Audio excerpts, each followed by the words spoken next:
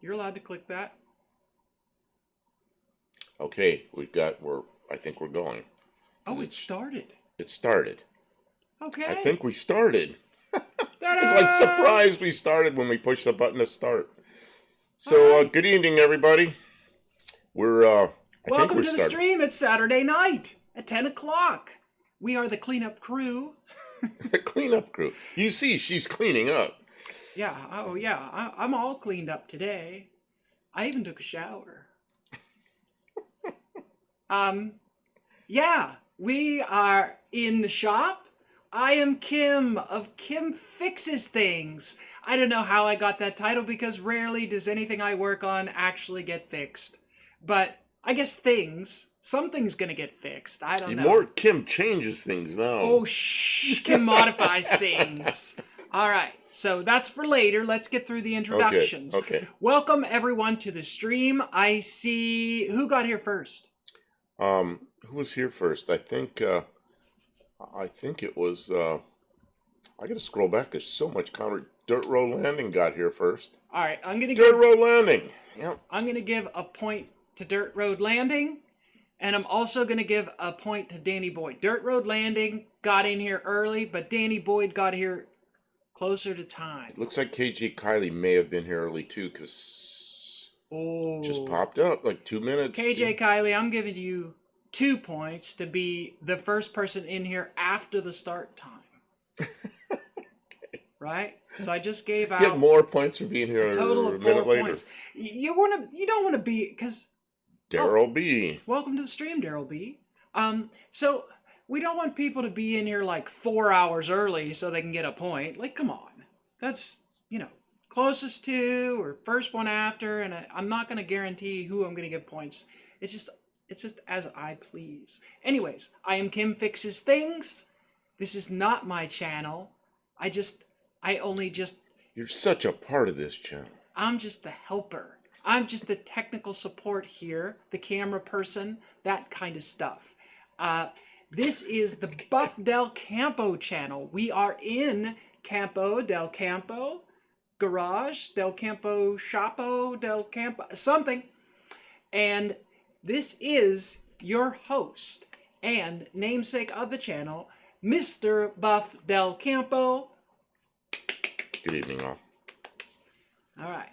And so, you can find us here on Tuesday nights at 7 Central. We will be in our studio. We have a green screen and we do a whole big fancy show there with lots of screens where we interact with chat and talk about cars and take your emails and show your pictures.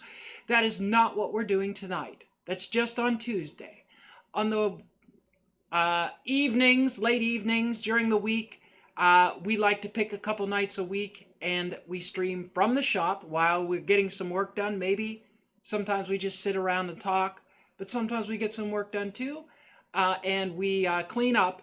Everybody else is probably done streaming or about done streaming, and we are like here up all night, late show. Up all night. And we are doing stuff, doing things, fixing things. In our shop. Right now, we are working on my 1966 Dodge Dart Mopar. And we have made some repairs to the body and to the unibody construction frame thing. And that is done. We are done with that. But the engine and the transmission has been removed for service. And initially we thought that that's all right. We do kind of sleep all day. It happens. I'm going to interrupt you. You're an East Coaster. Do you remember, I don't know, it's probably 30 years ago. There was a woman that was kind of in that Northeast area on TV. And she was like a movie host at night. And she'd go, I think it was either Friday or Saturday night. She'd go, up all night, and that was her little shtick that she did that. Yeah. Do you remember that? It's been a very long time. Yeah. Yes. So when he said that, it's like, oh yeah, I remember that. Up all night. Yeah. We are not up all night, but we are Well, okay, I am up all night. The last couple nights, the last week since my surgery, I have been unable to sleep effectively at night. And for some reason, when the sun comes up, I start to fizzle out and finally fall asleep. Evening, y'all. Welcome to Stream 38 Racing. Ray is here. Elvira. No, it wasn't Elvira. It was kind of like Elvira, But we but do it was. like watching Elvira. You know what? It was. I moved to Ohio. Man, from California, I moved to Ohio. No, I moved there from Arizona in '91, and I remember this woman on. She'd go up all night, and it was Friday or Saturday nights because I'm kind of a night person, but I had to adapt to a day shift. But as soon as the weekend came around, I was watching the all night stupid movie, and I remember her Mexican Spec. Hey, you made it. I don't think this glowy bucket needs to be behind us. I think it's too much back. That's too much light. Yeah, can you take that off? Sorry, my intro is interrupted. She's moving some lights around. We have lights inside white buckets to kind of spread the. So we don't look like raccoons, and so you can kind of see what's going. Now it's still in the. I thought I had it out of the way. No, Not quite. Not quite. JB, hey, how you doing? Hey, Mexican Spec. Somewhere back in the, I was already chatting in here with Danny Boyd about your blue Mustang there. Oh, they've been talking about it today. I was still at the house putting on my shoes, and I'm in between trying to tie my shoes. I'm typing with Danny Boyd, and then I had to hustle up here to the shop because Kim was up here already working. But everybody likes that blue Mustang. Man. Oh, yeah, there he is. I think that's Love, the 82 GT. Oh, yeah, well, he couldn't. He said he couldn't see your stuff on Instagram. I sent him a link, and he goes, oh, I see it. So all of a sudden, he's seeing what you're all about. All your cars all at once. Oh, man. It's been a tough sell. You tell people Mexican Spec, and they're just like numb to it. So, but we are more attuned to it because he's looking for a replacement vehicle, and he's curious. I don't know can't guarantee what's going to happen here. But Up All Night with Rhonda Shear. Is that who that was? Oh. I don't remember the name. I just remember her going Up All Night. Custom Deluxe 84, yep. I award you 4 points for doing the research, finding us a name. You're paying attention. Man, that was over 30 years ago. That's points worthy. That's points worthy, Dean guys. Stevenson's here. How you doing? Wow, yeah, we're getting crowded in here now. This is good. I mean, it doesn't have to be crowded. Huh. It's good. It's good to see our friends here. Yes. All our friends. Our goal needs to not always be growth because we are in a niche and we need to be enjoying ourselves or it is not worth it because, I mean, we just don't know. There's no promise that we'll ever become financially productive from YouTube or any of that stuff. So if we're not having a good time... 30 years ago is not a long time ago. Well, yes, it was. I guess. Even though I was alive, it was a long time ago. My youngest son's 32, so he would disagree with that. It's been a minute. It didn't just happen, is what I'm trying to say. Tommy Hanlon's here. It wasn't last season. It's been longer. 4:09 a.m. Sunday morning in Dublin, Ireland. Are you guys curious about what I'm doing with this Slant 6, or do you not really care? Yeah, 38 Racing's already asking about it. Okay. Says, what's the scoop on the split exhaust manifold? Well, I was at the house, and Kim was already up here. Like I said, I was chatting with Danny Boyd, and I said I had to get up here. And as soon as I walked out the door of the house, I can hear grinding. I'm like, oh, man, you're like, that grinding's loud in the neighborhood at night. But it was kind of muffled, but I knew she was grinding. I came up here, shop's full of that steel smell, and... So she's over here.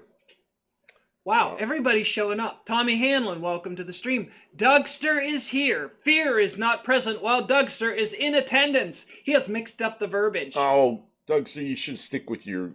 I like it. Yeah. I was watching something on YouTube, how you want to create a language with your viewers. It makes them feel special. So I like it. I do like the Have No Fear Dougster is here, but I think it's cool that you take the time and effort to mix it up a little bit. So I just want to show you what we started with here and where we're going, right? So this, the factory exhaust manifold is attached in this way. It meets at a center collector with a heat riser for the carburation, and there's a little diverter flap that diverts out the exhaust pipe, right? So with a depth cutoff wheel, we remove this heavy heat riser. Modern gasoline does not require so much heat to rise in order for it to disperse properly. In fact, modern gasoline will boil over too much. So hey, have no fear, the Dougster's here. See, that's your thing. it rings. It really does ring. Yep, good. sounds we right. Like it. I like it. I like it. I like it. So anyway, keep Whatever going. you want to do, though, Keep Dougster. going. 38 Racing. 38 Racing's like he's right on top of this. He can read your 38 mind. Racing is being a mind reader. He can read your mind. 38 Racing, an exhaust flange of approximately 2 inches appears to be about the right size for one of these, and then for one of these, and a couple of loopy pipes to right here would put an exhaust flange just right in the good place where there's lots of open space. And even if you bought a Dutra Dual, this jobby wouldn't really work. But this will fit right under the intake manifold. Here, I'll show you with an intake manifold. I got to trip it over stuff already. Yeah, and I walk in here and I see this, and she says, right where the turbo goes or something, I said, so you're going to use my turbo? I am going to use his turbo. I said, it's okay, you can use my turbo. I don't need my turbo. Using the poor man's turbo. There you go. The water neck will fit right in here just fine still. We'll maybe put a little heat shield, but that gets it done. Olive's here. Good evening. I'm popping in to say hi. My back is forcing me to go hit the rack. Ooh. Oh, I'm sorry, Olive. I know the feeling. We had to finish up abruptly last night because it just hit me like a ton of bricks. When you know what? In my room, I have a bed and I have a screen, and I can reach my mouse over to where I am. And I when I'm in bed, that's YouTube time. Go to sleep. Every time I go to sleep, the YouTube's going. So, and I dream about whatever's on the YouTube screen. I didn't dress this end to see how it has these beefy pieces of casting to keep it from cracking, because as one big piece, it's actually brittle. It's too heavy. But you could see all the way around, I polished it down to a smooth, flangeless thing. So if you look at something like it's this, the wrong piece of pipe, but okay. But it's for size, right? If you were to crush it, a little bit, there you go. If you were to crush this pipe, it would slip over there. And then if only I knew somebody who was an aircraft quality welder who knew the special way to... I'm pretty good with cast iron. To join cast iron to steel. And then once we have a piece of steel there, then we can just use regular MIG welding. So MIG welding. So what's going on here with Dougster's saying it back issues, and it has back issues. You have back issues. Now I have mine's like upper back and neck issues. Too heavy. Oh.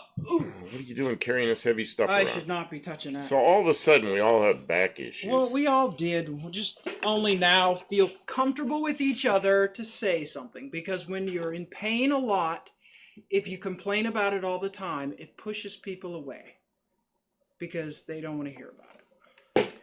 And I have found that there's a lot of times where I just have to suffer in silence so no one is bothered by me. You guys are allowed to say if you're dealing with some pain. This is a safe place. Something I missed here. I don't remember where it was now. I don't know. We'll get through it. I saw something I wanted to comment on, and it's like, it's don't know.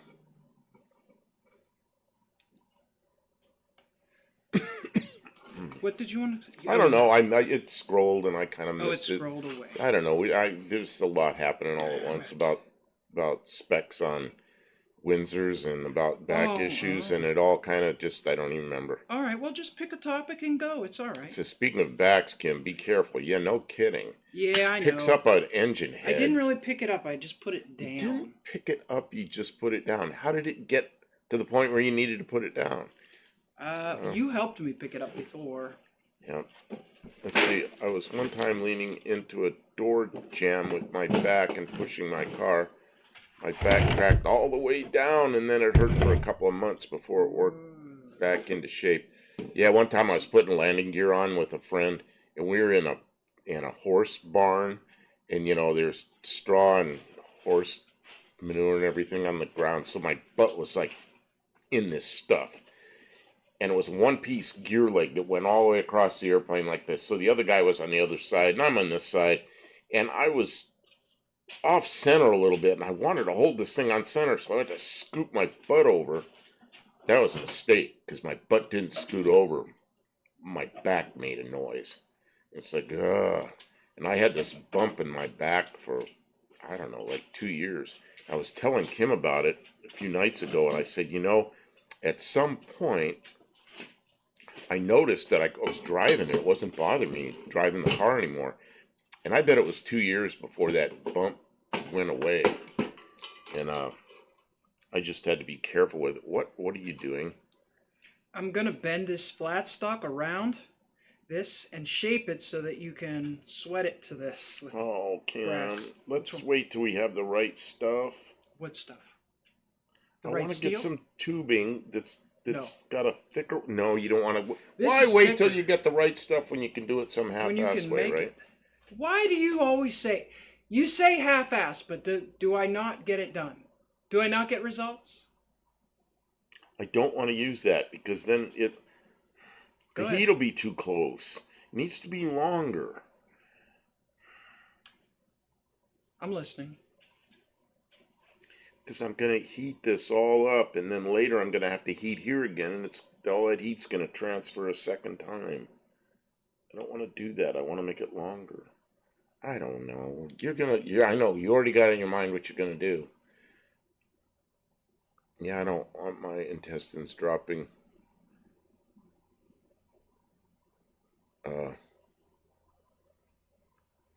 That's called a hernia. I know what she did. She kind of scooted that head off this table and then just eased it to the ground, I think, but she carried it a ways. Yeah, no, it went straight down. And it is easier to drift something toward the floor than it is to pick it up. Okay, Olive, thanks for stopping in. You're already taken off. Yep. Have a good night. Hope you feel better. Someone sent one of my clients a 59 Biscayne 2-door this week. 26 stick with aftermarket AC and fairly solid. Think I have a buyer to save it though.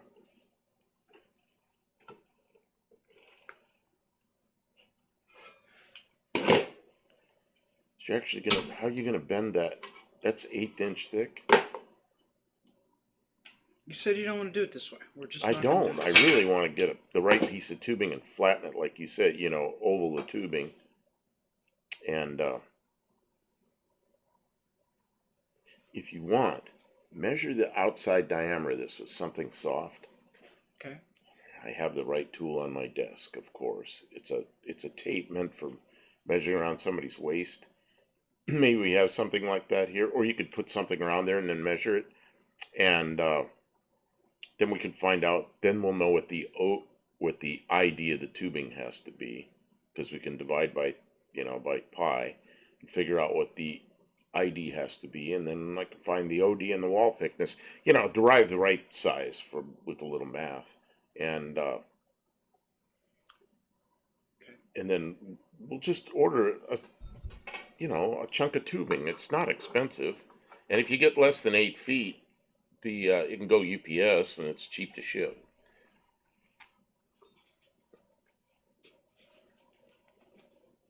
I can tolerate 59 Cadillacs.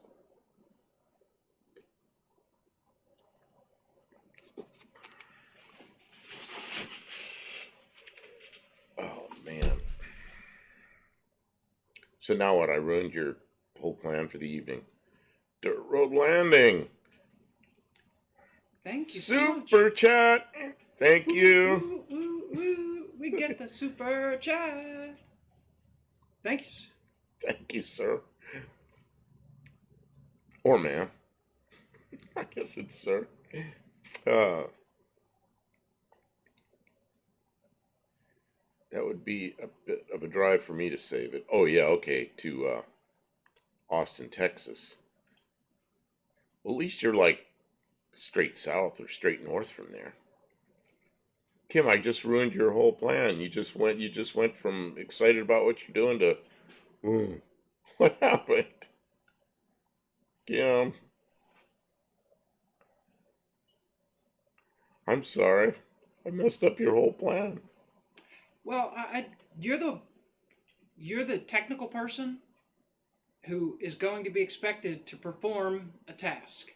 And if you say the way I thought was supposed to do, when the engineer comes to the fabricator and says, I want this, and the fabricator says, no, that's all wrong, and the fabricator has done it a bunch of times, and the engineer has never done it, the engineer needs to learn how to shut their mouth and so you're the engineer. Change their plans. So you're in the engineer I'm engineering position. You're in the engineer component. Position. I get it. Okay. Right. So if you say, I don't like it because I think my way would work, but if I'm going to ask you to do it, I cannot be that person. I can't be that person. It's not cool. And so I just need a minute to refocus because I thought this is what I was doing. You're refocusing. Okay. I didn't ruin your evening. You're just refocusing. Okay. No, I'm sorry. I was in my head just reprogramming. I was on a path. Oh, Dirt Road Landing likes our shorts. Hey, we're trying real hard to keep a good flow of content that speaks to different kinds of people. I'm reading this stuff about 59s. 59s. Yeah, 59 was one of those. It was probably the gaudiest year. I don't know if gaudy's the right word, but I do like them. And I remember 59 was my first year in kindergarten when I went to school, and I walked to school enough of a distance that I walked down all these streets, and there were people with new cars, and I knew every 59 car, and I thought they were so good. A 59 Ford with those big pods in the back, I remember I liked those, and just all of them. What was the Pontiacs had 4 little fins on them, and they were pretty interesting. Blue Grits here, just got in.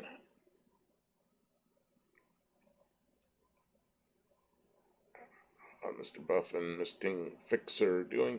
Oh man, she's going at it tonight. You already took apart your project, so Blue Grit can't see it. Then, like in Australia, it got downgraded. See here.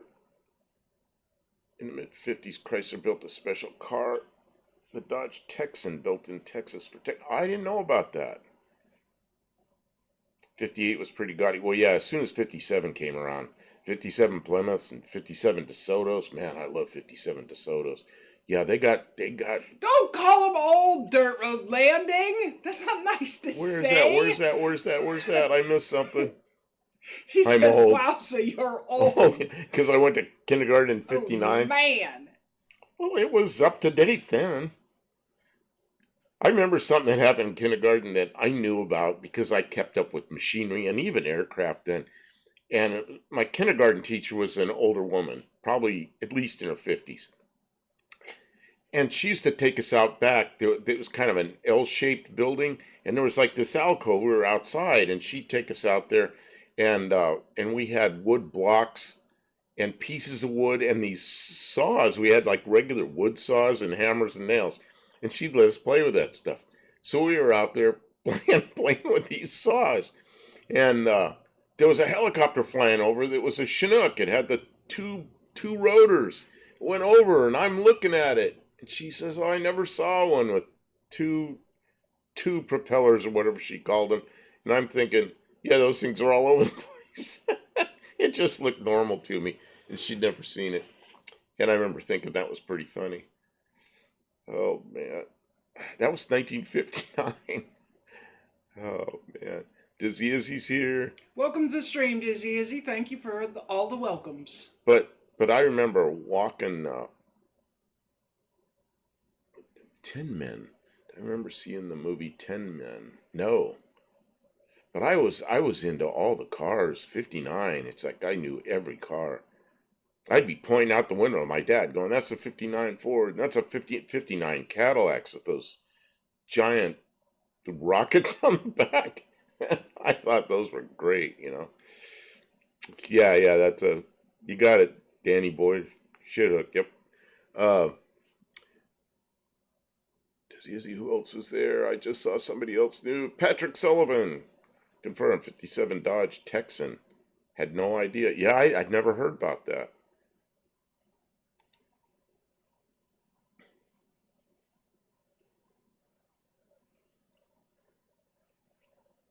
Okay, I'm trying to keep up with all this. Dizzy. Dean, I saw you pop in somewhere. I was surprised to see you there. Where was it? I was just telling Kim about the video. Man, who was it got all the strikes? And you were there. You were in that video, commented on it.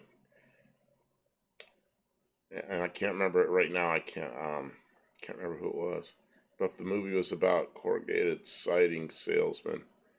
In the movie, the salesman had to have the newest Cadillac every year. Really? Yeah, Mexican Spec. He's the guy. He's prolific. He's around everywhere. He's yeah, Busted Radio, right? Busted Radio Garage. He was getting DOS attacked basically by spam bots. You got to watch that video. Kim was taking a nap when I was watching. I saw that he made a video, and I didn't know if it was clickbaity, but it sounds like it was a real thing going on. Oh man, I watched that. It's scary. Yeah.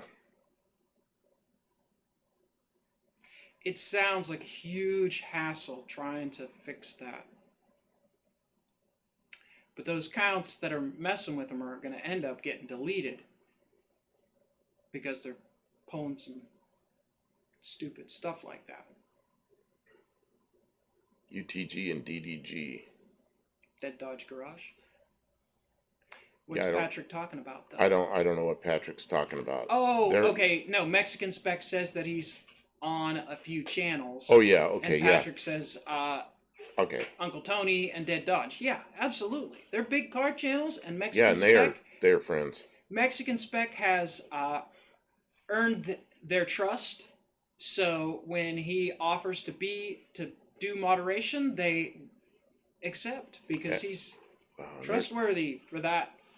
And there's Tavo. You know, really, it was UTG that got me started because he had an open house thing, open deal at a gas station. He did his live from a gas station for a while, and I showed up there down there one night, and we had a good time. And they said, "Come on back." So I went back, and I was there every Sunday night for like a year and a half. And then they moved from the gas station because it got cold, and it was really UTG that got me started. But then I had to go back to work for a month. Well, that month turned into 2 years. So, yeah, it was. So I kind of bailed on him, and I feel bad that I did that. And of course, by the time I got back, UTG was way past what I'd been doing. So, I decided to get a channel of my own, and then I met Kim, and we got with it and got a channel going. And she's helped me a lot. A lot. I did a lot. I've been working on it. We've been working together, she's though. really helped me a I lot couldn't with do it my by channel. myself, so I appreciate that. You're here helping me all the time. Well, and you've made us. She was talking to me about this. Here I'm moving on to something else. She was talking about the studio and she had this equipment. She's telling me what we can do with a green screen. It's all like He didn't want to do it. He was like, it's like nah. I don't know. And then she kind of set it up so my living room turned into a. It took me a week to get the room ready, and then So my living room turned into a studio. And the first night we did that, it's like, okay, I get it. he liked it. It's like, Kim, the living room's yours. And she just went in there and went after it. And you see the results on Tuesday nights. They're kind of fun. And now I think about other stuff and I'll talk to her. Can we do this? Oh, yeah, sure, we can do that. So I'm trying. it's going to get better. It's going to Well, get yeah, better. there's some new features that we aren't going to state until we get them going, but there's some new features we want to do during the lives. And they're coming soon. Money and my strength's coming back. I feel a lot better yesterday and today than the early part of the week. The last 2 days I've noticed you're sleeping more than you used to. Well, but yeah. when you're awake, you're going after it again. So I can tell you're feeling better. Yeah, that procedure really knocked the heck out of me. Wow. Dancing girls. Yeah, no, we're not going to have dancing girls. Yes, dancing girls. Oh, you're going to dance? No, I don't dance. I have danced, but, with the nerve problems. Who was that song? Leo Sayer. Yeah, see, Dean will know about that. I can't dance. You know that song. Patrick Sullivan, thank you. Super chat. Woo woo! We gotta get us, Super Kim. We chat. gotta get a super chat thing going. Some Fist kind bump. of Woo. kind of thing in the. You gotta do fist bump. We Woo. need some kind of thing in the studio. Woo, woo. He says fist bump. He's got the fist bump bird. See how the bird has hands that say fist bump? Fist You gotta bump. do I see. woo, woo. Oh, I see. Like, I did not lift that. I maneuvered it.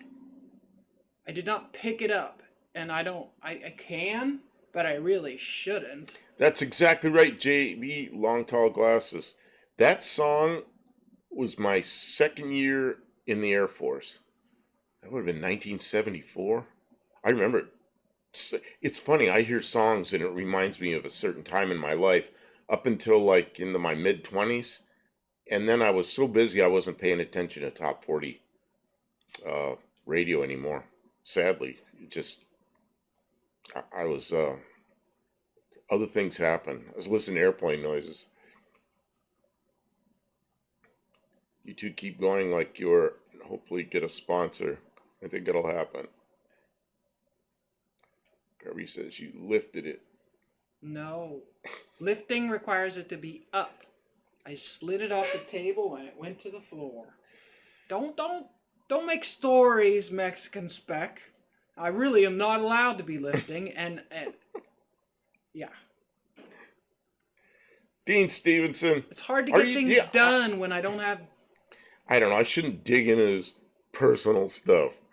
We got to get you to No Name Nationals next year. How's he going to get there? I don't know. I'll put a GoFundMe up. Have everybody put $1 in and it, fly him up there and give him a hotel room for a couple of nights. I don't know.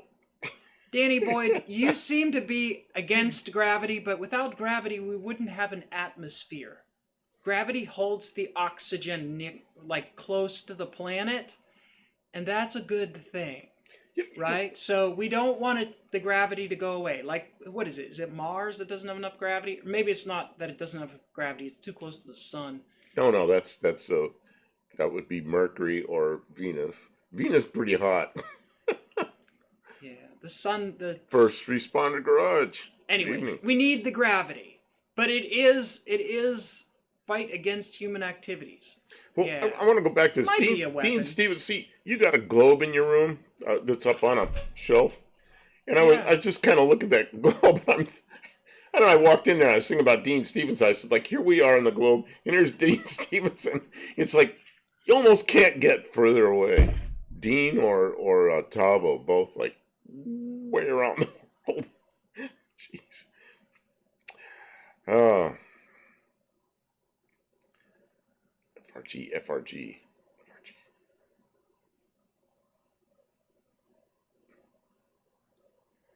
Gravity makes the skin under my chin side. Uh-oh. You've seen it. This is terrible. I always say I look like a chicken because I got this gravity chin thing going. What is that Dean put up?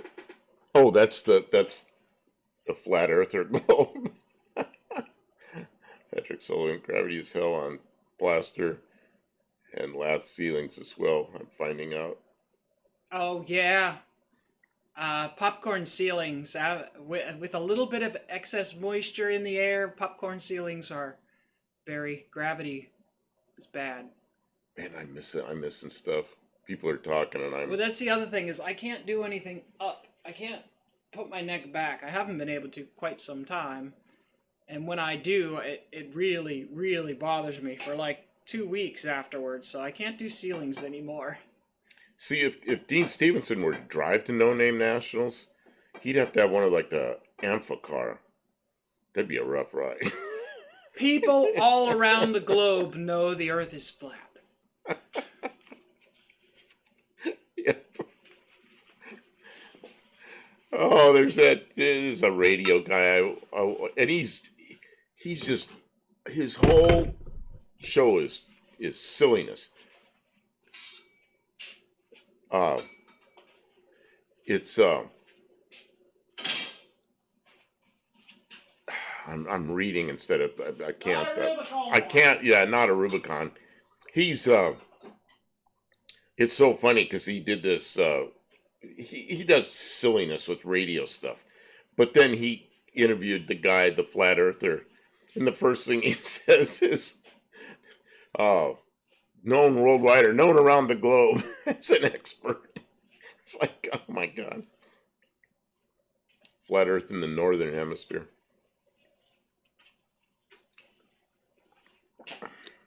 Damien came in. Oh man. Kim. Yeah, what's up? Oh, I'm going after it here and I can't even read I brought food. I forgot I brought cheese sticks. Oh, did I bring another cheese stick No, for me? I brought 3, so you can have one if I you got one. Oh, okay. Look, Okay. we were thinking the same thing. Well, Cheese sticks are a great snack. I knew that I was going to be hungry because I took a nap and I woke up and I knew I didn't eat anything. Will start talking. I just yeah, I'm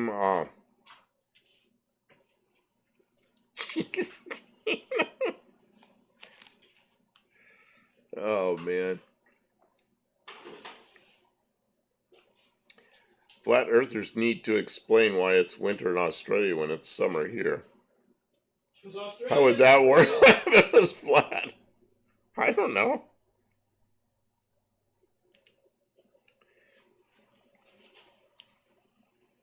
Oh, Dean says it's with a special switch pitch torque converter in the hollow part of the southern hemisphere. Oh. Yeah, I don't get that old flat earther Dallas thing. Brown loves his switch pitch. Yeah, Dallas Brown loves a switch pitch.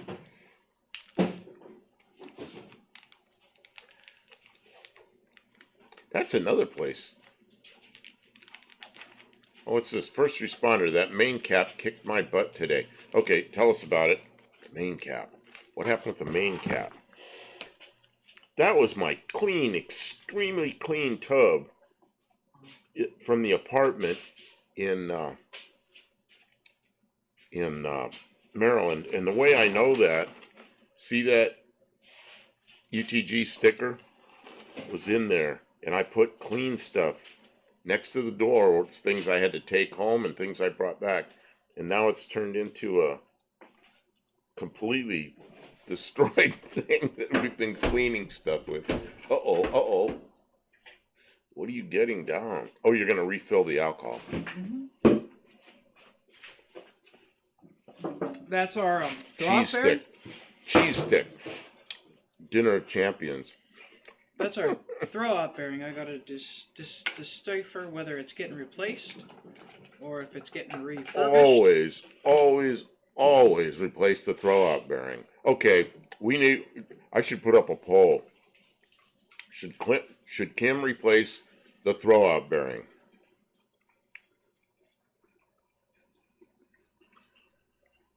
We'll just do it in here. Should It's Kim real easy to replace? spend my money. You know that.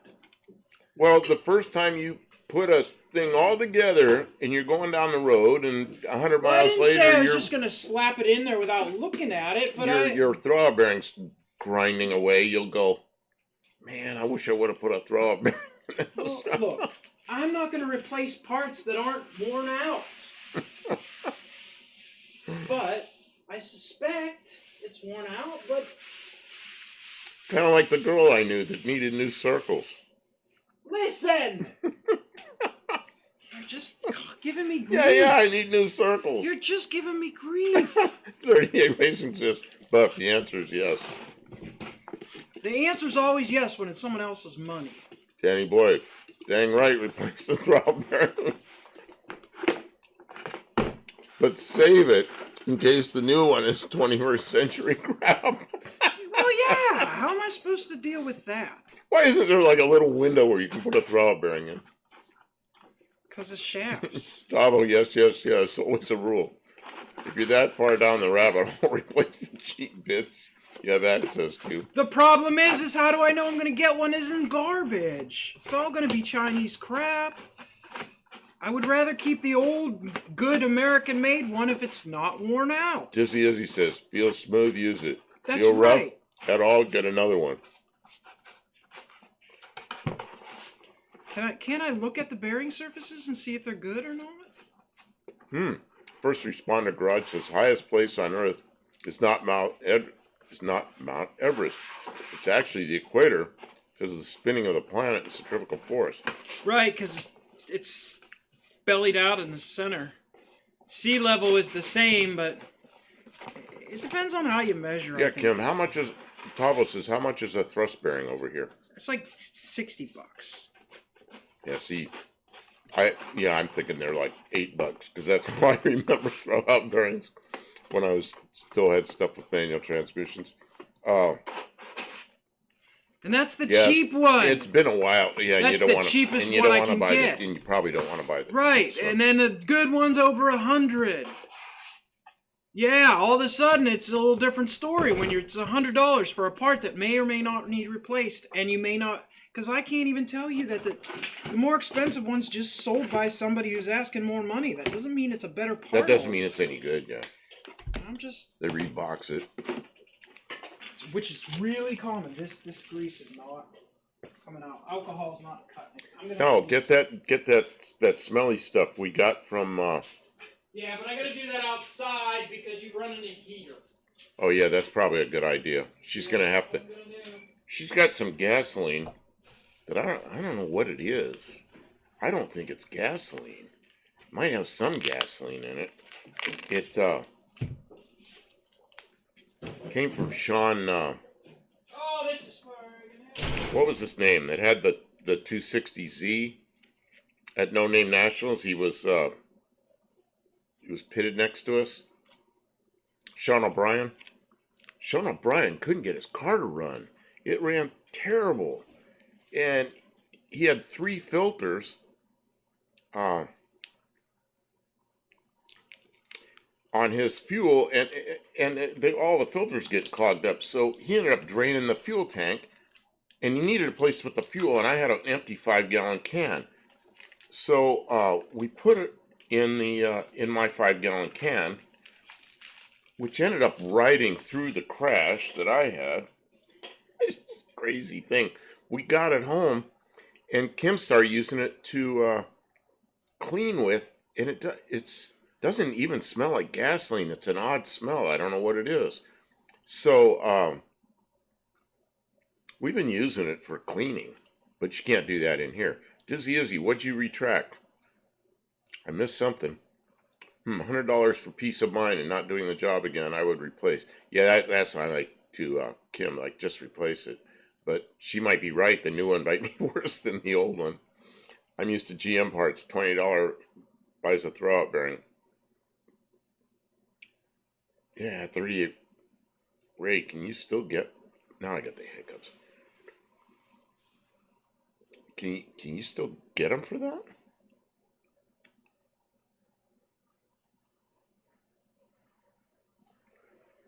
First responder garage. That fuel has been shellacked. The fuel is old.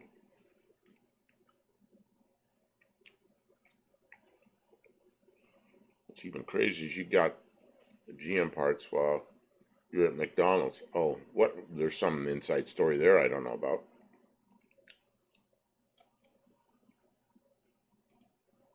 Man, it doesn't smell like kerosene.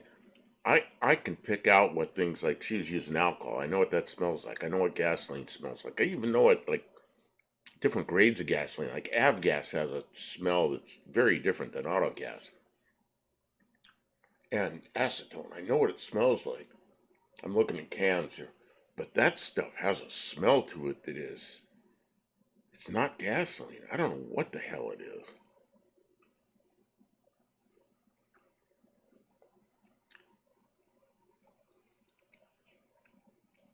I wish I had some way just to present it to you, because somebody here might recognize it.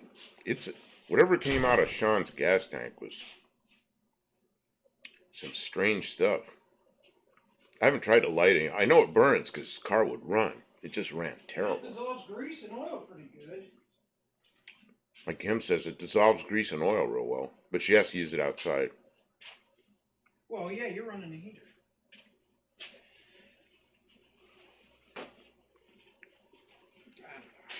What's going on with Dougster and Ray 38 Racing about buying GM parts at?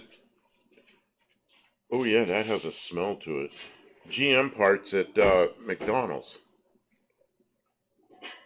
If old fuel with no ethanol turns to shellac. The octane at that fuel station is not high octane, it's just 90 octane non-ethanol. The owner keeps adding new fuel to old. That's why it smells like that. Okay, so you know about that load of fuel. Dr. Go! I used to love the smell of my 126 octane snowmobile racing fuel, but it was $6 per gallon. I raced this back in 1983. You know what I got to do? I've got one can here that I put nothing but 100 low lead avgas in it. It's probably almost empty. I got to go over and get a 5-gallon can of 100 low lead, because I'll run the mower down real low and put a little in there and run it, put a little more in there and run it, and then I'll fill the mower up and go run it for 10 minutes to really make sure it goes through there. We'll do the same thing with the chainsaw. We'll do anything we don't run all winter. I put 100 low lead in it because that stuff just won't evaporate, and the spring comes around, carburetor will look like new gas in there, and I love that stuff. But you can't put it in a car because, you ruin the catalytic converter. I can put it in an old car, I guess. It's got a lot of lead in it, though. It's 100 low lead. It's not that low. It's low for airplane fuel, but it's not really low. So it'll keep a fuel system clean for all winter, Man, I remember that old fuel. From 50 Which years ago. do you think is better? This one? Or this one? Neither of them sound good. Yeah, I think. And they look different. They're different bearings.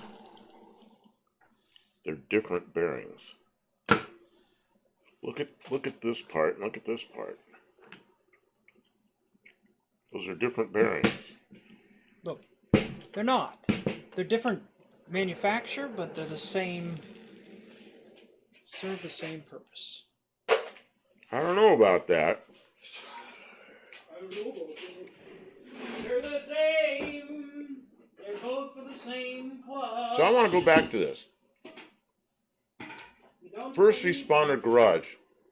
Of old fuel. I gotta scroll back again. So that stuff that was in Sean's gas tank I don't know where it is. That was, cause see everything that just came in here. I'm smelling Kim's parts. Oh yeah, they smell like gas. Oh, it's that smell again from Sean's gas tank. That is a very different stuff. Aviation fuel has additives to prevent condensation drop out at high. Yeah, that's right. Yeah, because you can take avgas up to 20,000 feet and it doesn't change it. You can have an airplane sitting there for 2 years and the fuel smells the same, behaves the same. So that's what I put in. I don't do the whole sea foam and all that stuff. I just put avgas in for all winter. Just make sure I get it all the way through the system. And then in the springtime it runs fine. The first load of fuel I run through, it's avgas, big deal.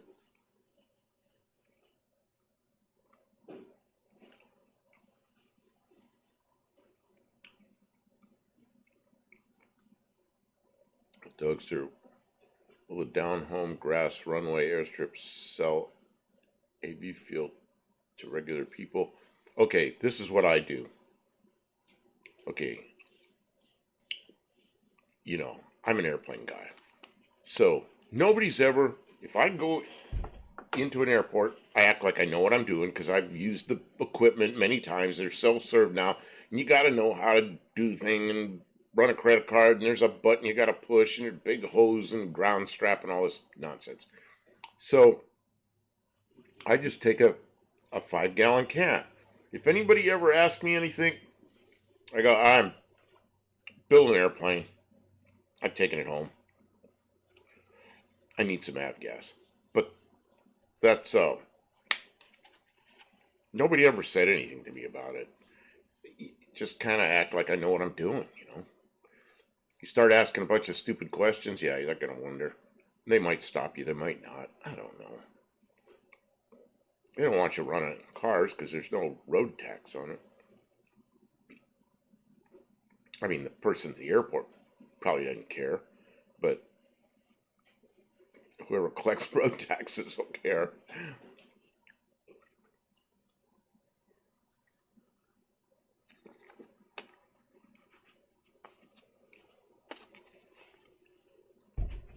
First responder garage, you could run a fish tank bubbler in fuel to raise octane. What?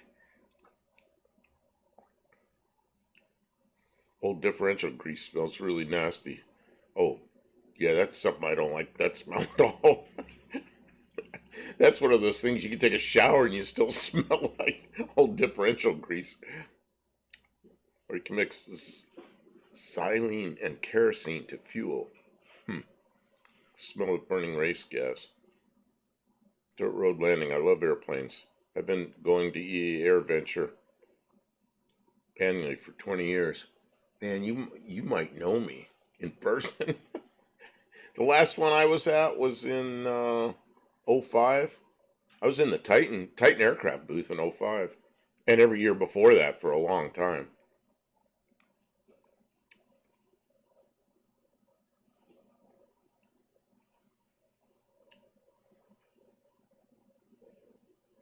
Wow, Dean Stevenson, that's pretty interesting. Dirt road landing. Are you a pilot? Or you just love airplanes and go to the Air Venture? Man, I've been to Air Venture so many times. I'm burned out on air shows, and the reason is because I'm stuck in a booth around an airplane. So like 7 days of air show, and I never see anything other than this one area. And when we clean up and we leave, there's like grass that looks like airplane shaped grass, and all this stomped out dead grass around it. So got clean grass that's the shape of an airplane or a couple of airplanes sitting there.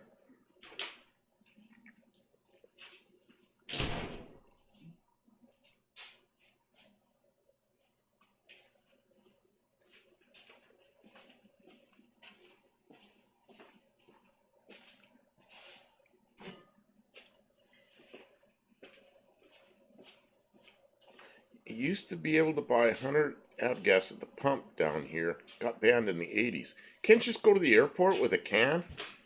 Nobody says anything, go on, put it in my airplane. Got an airplane at home. See, that old stuff was mineral oil. Being a weird one, I like it. Oh.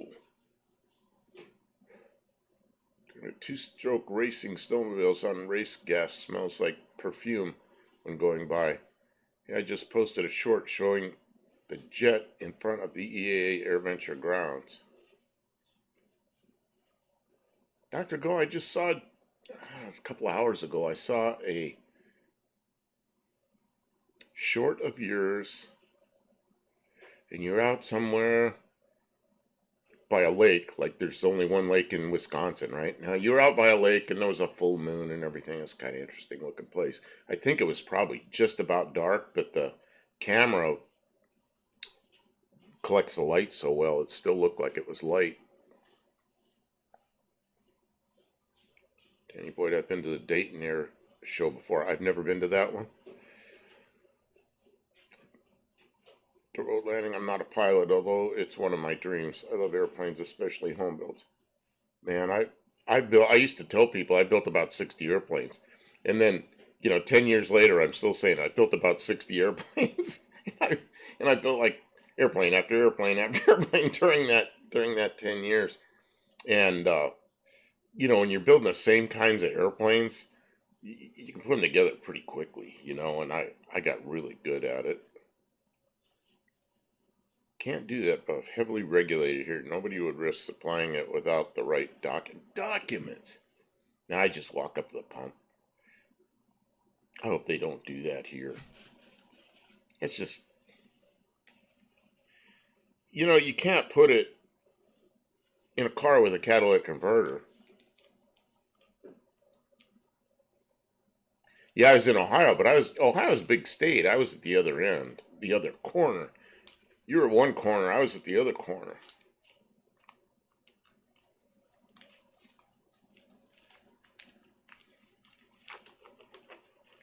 You were at, that was in Fond du Lac?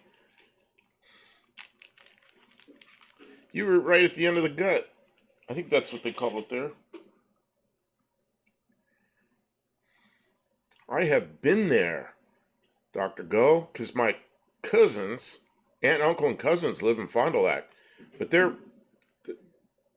one cousin's still there. She's a year younger than me, maybe. But her parents are both passed away, of course. Her father, the guy from Fond du Lac, I'm not going to bring his name up. So George. He actually had a patent. It was in his name, but it was where he worked. So I don't know if he made any money on it, but he had a good job. And he had a patent on the first CNC controlled machines. And he showed me the computers that he had designed, like in the 70s. And I walked in, it was a computer, and you walked into it, looked like a library, and there are all these circuit boards you pull out like books on a shelf. So the first computer I saw, I walked through it.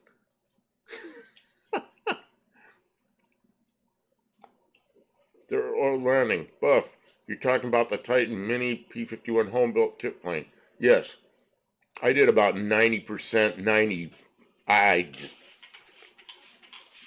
easily 90% of the engineering on that airplane. That Mini P-51, that was a huge project of mine. And, yeah, I know that airplane probably better than any other airplane, other than maybe the Tornado. The Tornado I know real well too, but it's a much simpler airplane. That T-51, which is what Titan called it, the T-51 was, yeah, it's quite a project. Fond du Lac is home to Mercury Marine headquarters. Really?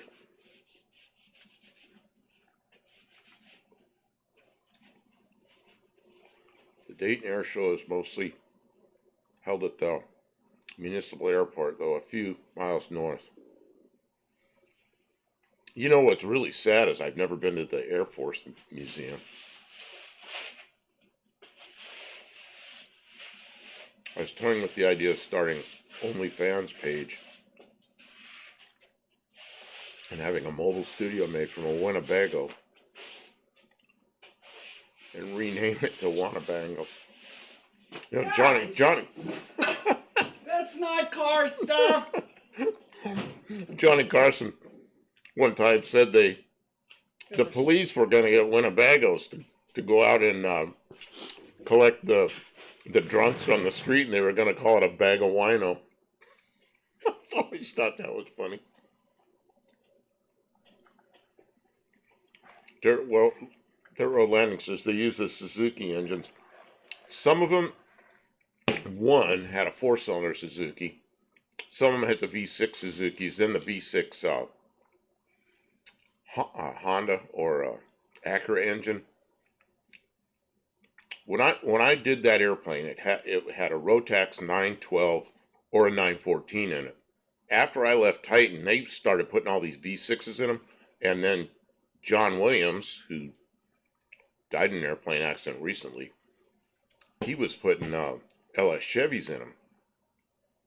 It was a 9G, 9 plus, 9 minus, 9 positive, 9 negative G airplane, which is just an incredibly strong airplane. But still, you know, it was designed, I suppose you could put more power on it, but an LS Chevy, my God, man, that thing had power. That thing had climbed like on a 40-degree angle forever, you know, well, not forever, but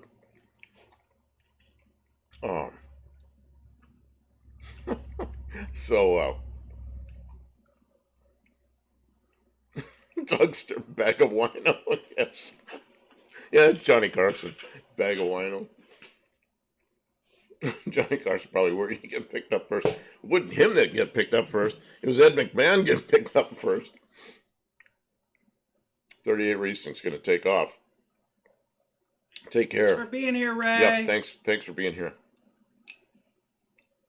So anyway, that T51, many of them have LS Chevys on them, and I was concerned about that. I was there in the summer. I worked at Titan as a customer, working for a defense contractor because they were building a couple of wings for us. So I was there, and I had some concerns about them flying those T51s at extreme speeds with the LS Chevys. And then John had one that had a V12 BMW engine. That BMW engine was pretty cool in there because it had 2 ignition systems, and one ignition system ran one bank and the other ignition system ran the other bank. So unlike most aircraft engines that had a double ignition system. So what happened is if you lost an ignition system, you still had 6 cylinders that had plenty of power, but it was centerline thrust. And John, of course, was a multi-engine commercial pilot, and what he always said about that BMW engine was it was when you lost an ignition system, it was really comfortable to fly because it still had enough power to climb, and it was centerline thrust. So I'm going too far into the weeds with airplanes, I know. So anyway, for those of you that know something about airplanes, that might be interesting. Man, here go the sirens again. There's sirens outside going.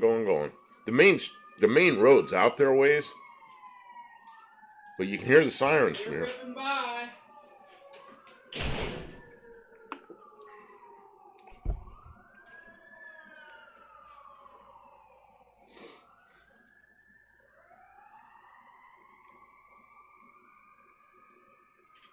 You know, it's kind of funny about that T51. I designed many airplanes over the years. 2 of them are commercial success, which is the T51 Mustang and the Titan Tornado. But there were a bunch of others. And the only one I never flew was the Mustang. I never rode in it, never flew it, which is pretty funny. John did all the Did all flight testing on that. The Bosch LE2 or LEI Motoronic V12 had aero engine redundancy.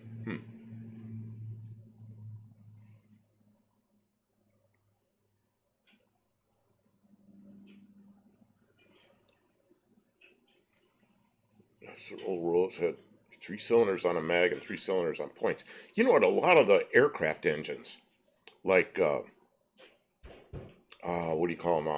Like Lycomings and Continentals, they have dual ignition systems, and they have 2 magnetos from the factory. But a lot of the home builders are running 1 magneto and 1 electronic ignition, so they're completely separate ignition systems. So that's kind of interesting, but that's a home builders, so you can do that kind of thing with on a home build. It's 2 M26s co-join. Okay, I probably got to get off the airplanes. Going too much into the weeds on airplanes for a car channel, because I'll lose a bunch of people. Mike N, hello everyone. Don't mind me just lurking. You can lurk all you want, but you can also talk all you want. Where's Kim? Oh, Kim's back. Kim went outside washing parts with something that's. I got a heater going behind me because it's getting cold in here. Yeah. And she was outside with some really stinky explosive stuff that she's cleaning parts with. Danny Boyd for 3 years. I was graduated from Brookville though. I can. Greetings.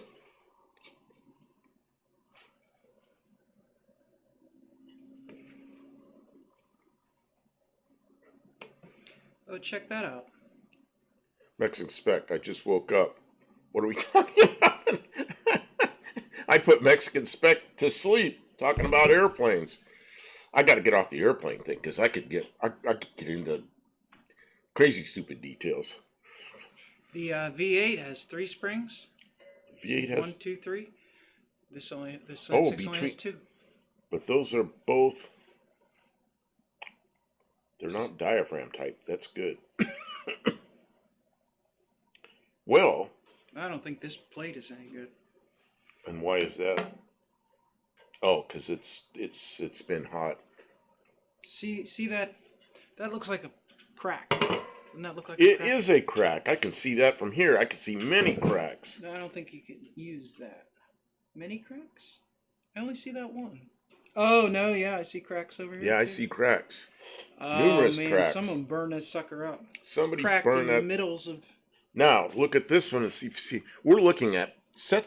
Well, I guess that can be seen, but this.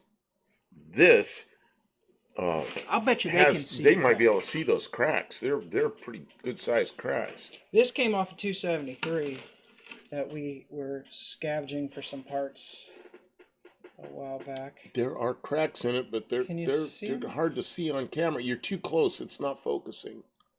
You got to back off and get some light on it.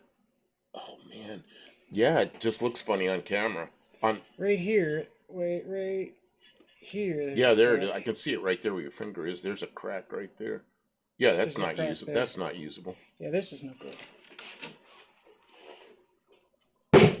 This other one probably could be cleaned Let's up. see, I just woke up. I was in the subdivision. So let's see. I love the aluminum small block 5-liter Ford overhead valve engine specials.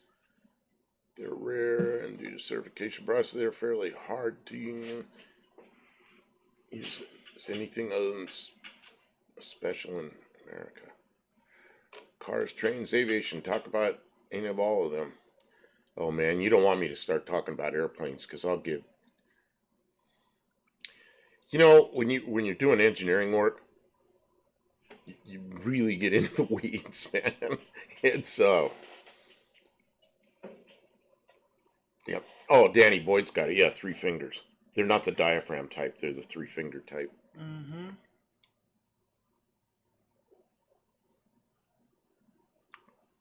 Yeah, they're all saying pressure plate is trash. Dizzy says that. Tavo goes, yeah, that's junk. Mexican Specs goes, use it anyway. Thanks, Mexican Spirit. That's the spirit. Yeah, sadly, that's the one that has the more springs, and it's the V8 one. Well, I could put more springs in this other one, but the cracks are underneath the third spring. I'm a little bit leery about. No, yeah, don't use that one. That's a piece of crap. No, you don't understand. What I'm saying is the cracks. They're under the third spring. All three of them. Here, and here. And that's under the third spring. Because it makes that thing warp or something when you got heat on it. Who knows? Somebody got that really hot. Yeah, they were probably trying to do burnouts in their Dodge Dart. Looks like, yeah, Dean Stevens look like the DZ's been doing burnout with it. Lester Saber, good evening, all. You should start a separate airplane channel. No, one of the reasons I'm doing cars right now is because I'm retired, and I kind of went back to what I did as a teenager and into my early 20s because I really was into cars, and I got really into airplanes. And, I thought I was going to go be an airline pilot. And things really changed because I was in the military and I was going to use my GI Bill to do all my ratings and do everything legally and move my way up in an airline pilot job. But they pulled the money out from under us for all our training. So the GI Bill didn't provide the training I was going to get. So I had to do it on my own. And I ended up going the small airplane route. And it went completely different. My career went completely different than what I expected. And after all those years of working on airplanes and designing and building and all that stuff, I want to get back to the cars. I mean, this is fun. Kim and I come up here in the garage and we got old, 60s and 70s cars. What could be more fun? Mm-hmm. This is our retirement. And I don't bring it up too often, but I got 22 friends that have been killed in airplane accidents. I probably have a couple of friends that have been killed in car accidents. So, yeah, if you're going to fly airplanes, just don't make any mistakes. Because a mistake in an airplane can be really bad. Oh, I'm seeing the same thing on the flywheels. You're seeing the same thing on the flywheels. See these cracks? Oh, that flywheel's toast. Okay. What flywheel's this? That come off the 273. Okay, so the flywheel from the 273, which is this one, has noticeably big cracks in it, and so the pressure plate. So somebody was really, really doing something with that 273. This one, can you see anything? I mean, that's so filthy, I don't know if you can tell. But airplanes are the safest form of travel, right? Well, statistically, airplanes are the safest. Yeah, but person. But going out to the airport and buying, or going to travel agent wherever online, buying a ticket, going to the airport, and you fly long distances, airplanes chock full of people. Yeah, statistically it's really safe. But when you're flying around in single place and two place airplanes and doing aerobatics, and it's just like cars, you start getting your confidence way up and you're racing on the street and doing stupid stuff in cars. Well, the same thing happens in airplanes, and flying low and people chasing alligators in the Everglades, and I've seen it all, and that's where the accidents happen. Or like John Williams, an experimental propeller, and the propeller comes apart and he ends up having to land on a road, and somebody pulls out on the road in a truck and he's got to avoid the truck and goes into the trees. It's just, it's the experimental aviation and the over, you fly like that every day for 20 or 30 years, you're going to make a mistake one day, and it can be fatal, And some people, it's like it's predictable. I got killed in an airplane crash. I go, yep, the guy was crazy. And then every once in a while, there's somebody like John Williams he was a very skilled pilot. And yet, you know, he has an incident, he's got to land on a road, everything's real good, and somebody turns out onto the road right where he is, and he's got to move to avoid a truck. You know? Okay, so let's see. I'm really I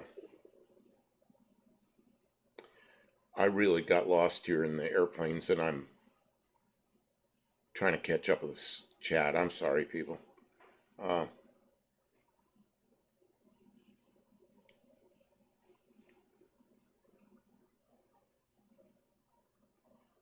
you comment on the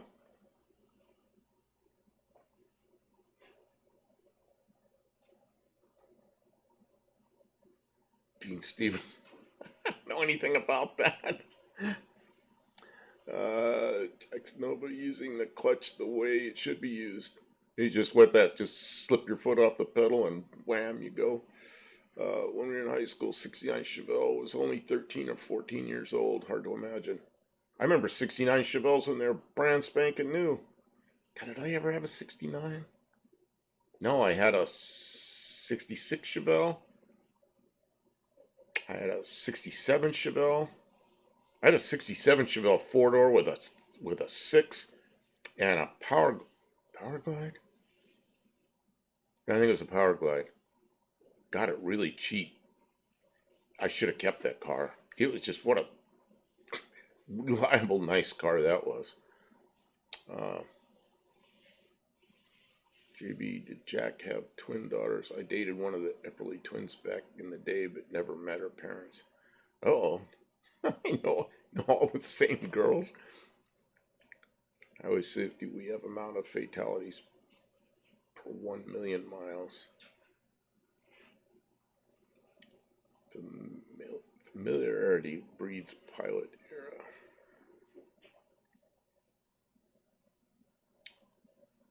Yeah, Danny Boyd. Yeah, when I was up there in Northeast Ohio, cars were 10 years old. They were unusable unless somebody didn't drive them in the winter.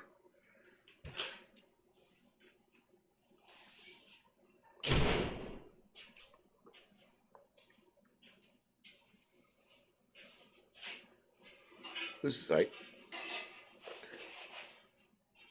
my manager was a very competent pilot. One day someone spiked his drink with LSD and messed him over. He's an awesome guy. It's very hard to deal with him when you're assholes. LSD. See, and to me, the people I hung out with, LSD was a limited slip differential.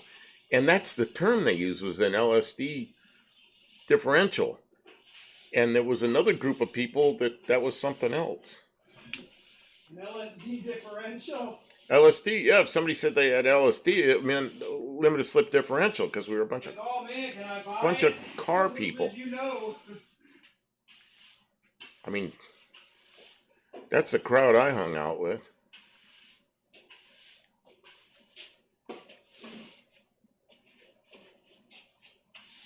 There never was any crowd doing limited slip differentials. I was always the weirdo that was working on that stuff and nobody else cared. Still that person, I guess.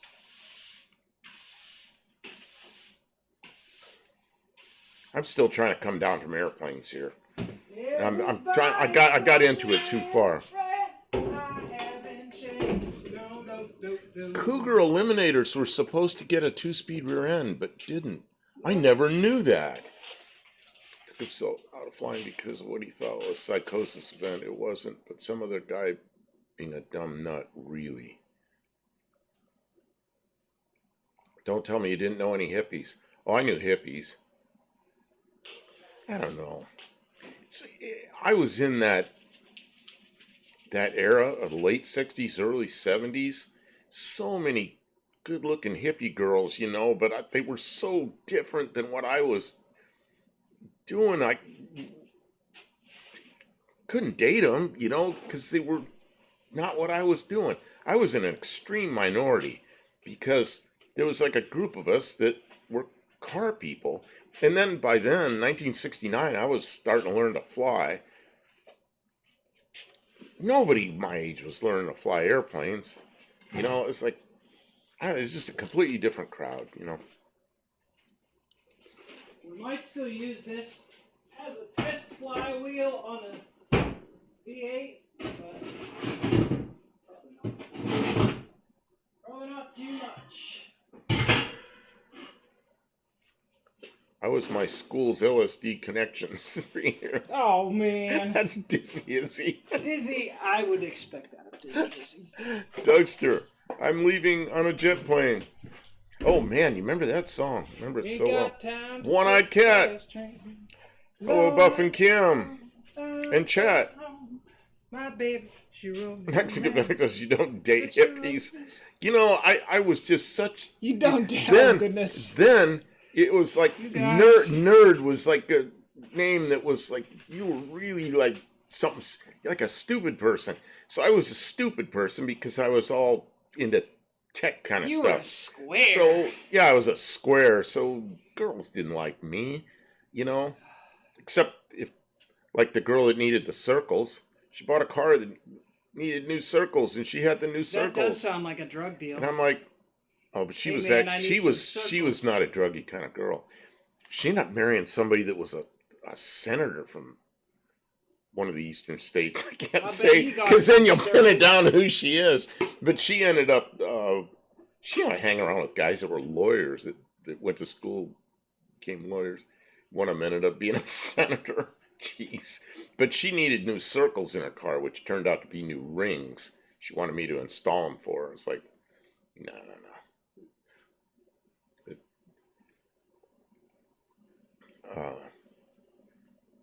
Dean Stevenson, I grew up with limited slip differentials. But you had Coneheads, Detroit lockers.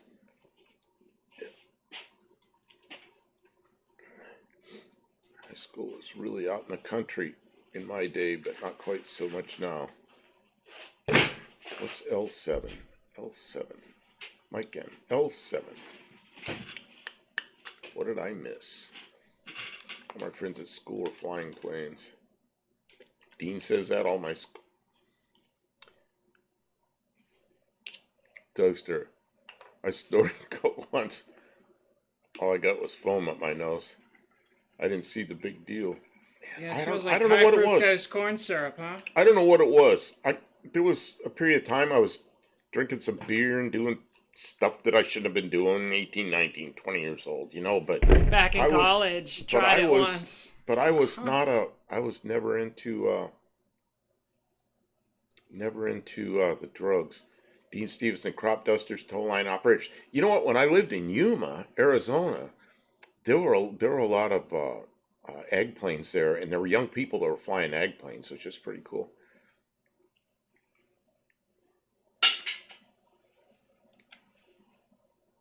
Sneezed a lot. I remember reading about Eliminator 2-speed axle on hot rod in the early 80s and mistakenly believed that they produced it back then, only to find out years later they never did produce it.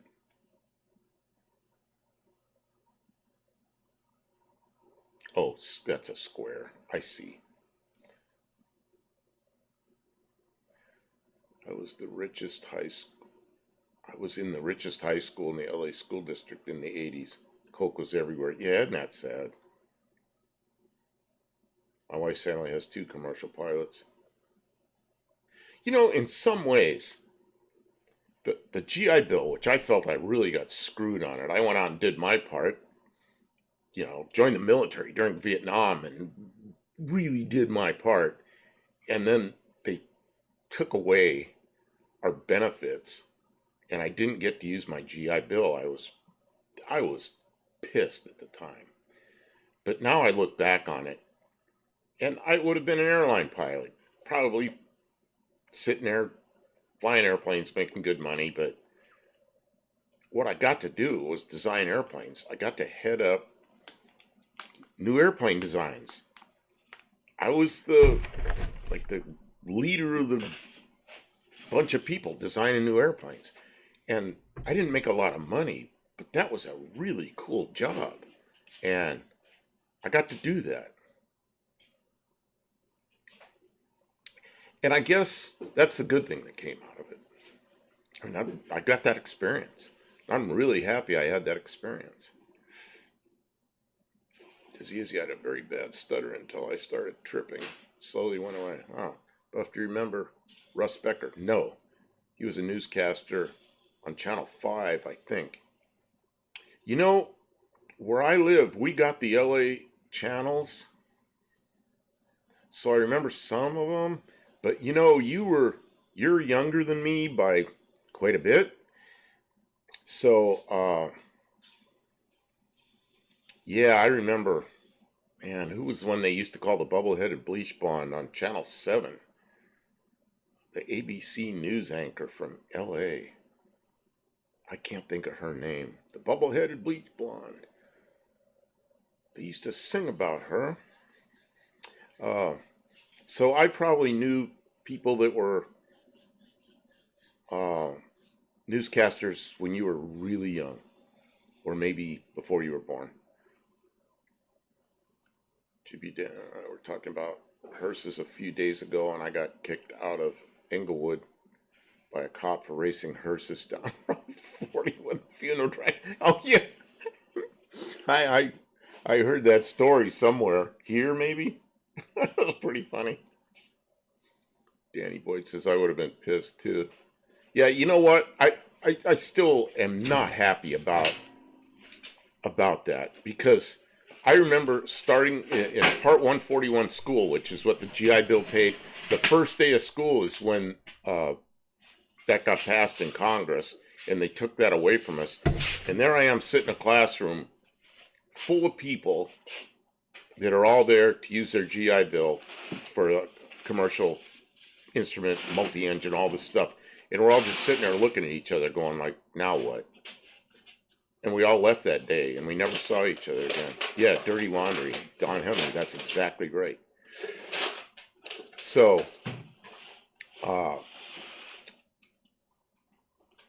but in the long run, even if I ended up at Boeing or somewhere designing airplanes, I would have been designing bathroom door handles on airliners or something. I wouldn't have been able to head up the design process on new airplanes and build concept airplanes and things like that. I got to do that. Made about this much money, struggled trying to pay bills the whole time until I got into the defense contractor. But, you know, I got to do all that.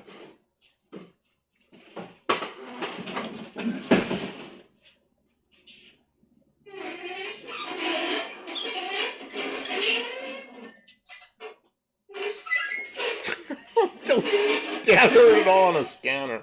Oh my God. So there was actual person they called bubble-headed bleach blonde? Yeah, what was her name? Mexican Spec, you might know, but you were probably really young.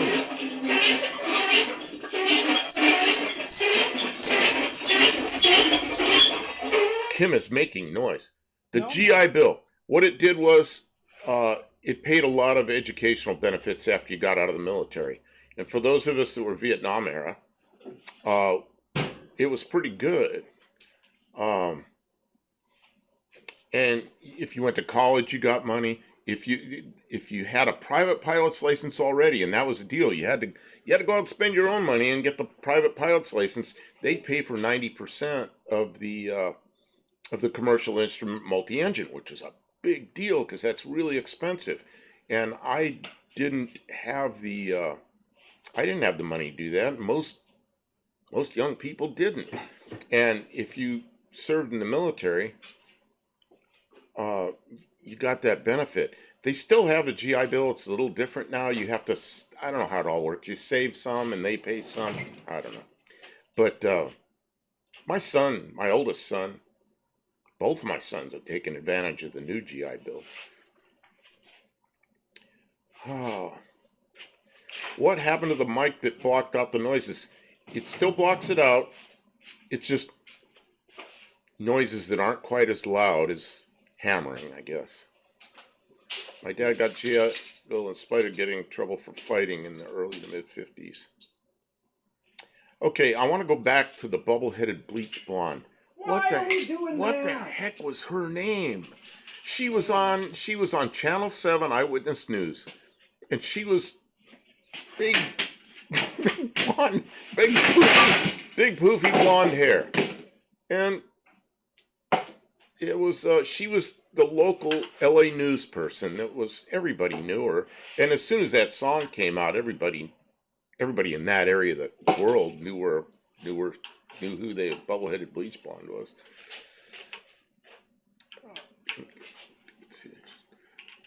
You're gonna get tickets. Just told to stay out of town. Go out of town and stay out. I saw cops one time tell a guy he had to leave town and don't come back, and I'm thinking, can't do that. The guy says, get out of my town and don't come back. And I'm thinking, you know, Mr. Policeman, you might think that's cool to say, but you really can't enforce that. Well, I mean, he can make his life difficult. He said,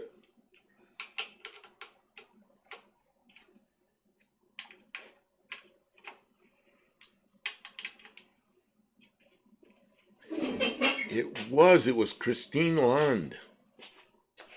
Man, and it was... Who came up with the name? Well, Mexican Spec. He probably researched it. All right, he gets points. How many points you want to get? I never knew her name was Lundstedt. She went by Christine Lund. He gets points. He gets points. How many points give him do like you want? that was like, I couldn't think of it. Give him like at least 3 or 5 or something. 5. Yeah. 5. He gets 5 points. You got to keep job, track of your own. Mexican Yeah, good, really good job. Dad bought our house on the GI It's Bill, all over it. but he felt it wasn't worth all he had to do. Yeah, that's another thing. They have the GI loans, and I bought several houses throughout my life, which 2 of them I've lost because of girlfriends and divorces and so forth. But I've never used it because I could always find better deals. And so I know people that use it wasn't the GI Bill, it was called a GI loan.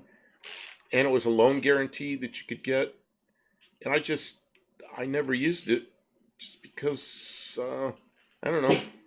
It was kind of tough to get, kind of hard to qualify.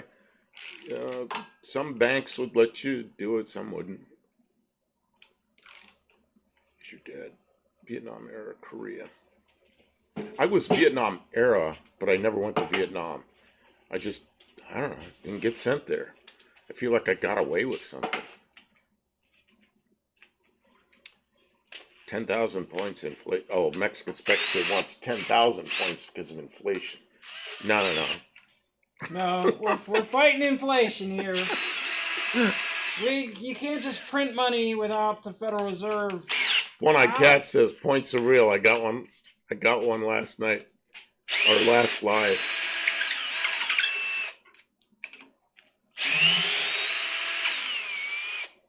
Boy, that hurt my wrist.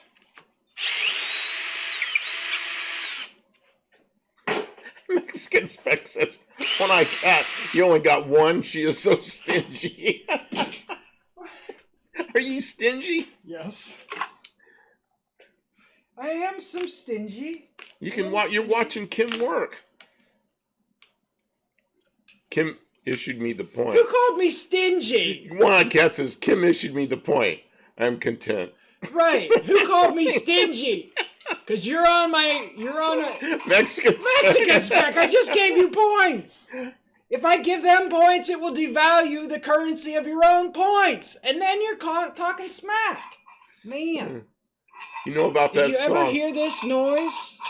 Oh. In your slant 6? Well, this is because it's not mounted down. That's peeled away. But if you ever hear that noise, it's probably the bearings going out in your water pump. Says you had flight training in 1969. Did get set to Nam? Yeah. You should have. You know what? I tried to fly. Helicopters in Vietnam, and they wouldn't take me because I didn't have a college education yet. I really wanted to do that. But I was stupid, and I didn't know I could go in the Army because I walked into the Air Force recruiter.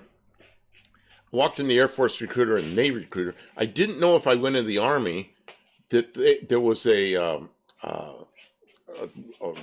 what they call a warrant officer program. Vietnam was on. In school, they taught us about jobs and what you could do and everything, but the military was like something they hated so much. I mean, the schools hated the military, and so they didn't teach us anything about it. So I didn't understand I could have gone in the Army 71-ish. So I just missed it. And I knew people years later there was a guy I met in Yuma, and he was flying a gyrocopter around. I went out and talked to him, and he Just give it a second. Just staring at it and growling doesn't work because the computer records you, and then when the connection does come back up, it sends it. So we just have to be patient. I'm just watching it drop, and it's frustrating. Right, but for some reason the connection dropped, and we just... Buff is buffering. Yeah, it was on this end. I saw it happen. I don't know why it happened, but I saw it happen. It was on this end. Well, I'm sorry, people. Yeah, but it'll come back. Don't talk too much. Just kind of wait. I'm trying to get back to this story about this guy that I met that was flying gyrocopters. And he goes, my parents wouldn't let me use the family Rambler station wagon to go out on a date. But he goes, the Army had me flying Hueys around in Vietnam. And he goes, I loved it. 18 years old, flying a Huey, in the Army. So he ended up serving 2 terms in, somebody texted me. He ended up serving two tours in Vietnam. And I just didn't know I could do that.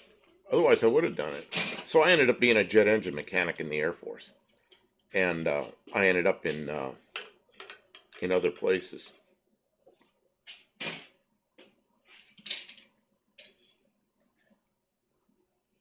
What happens is, it's doing it again.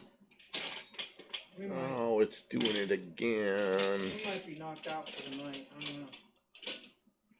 I'm sorry, everybody. This thing, maybe I should turn this fan on. No, it's not the... I mean, you can turn the fan on, but that's not what's wrong. It's internet connection. We're going to lose people. It's just... Yeah, everybody's going to drop out because the stupid internet's taking a crap. Yep.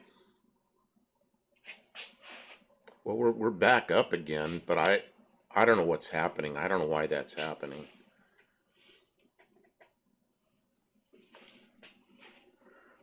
See, we're really good here. I think it's between here and the house, not... No, it's not. I've checked before. It wasn't. It's happening down there? It's down there. It's the fibers just going out. It's down there. It's the fibers just going out. It's never been so intermittent, though. It's always been so good. It's been so solid, and right now it keeps dropping out and dropping out. But on Saturday night, people do a lot of stuff on the internet. It's probably clogged up with porn. Oh, such a good live, and got internet issues.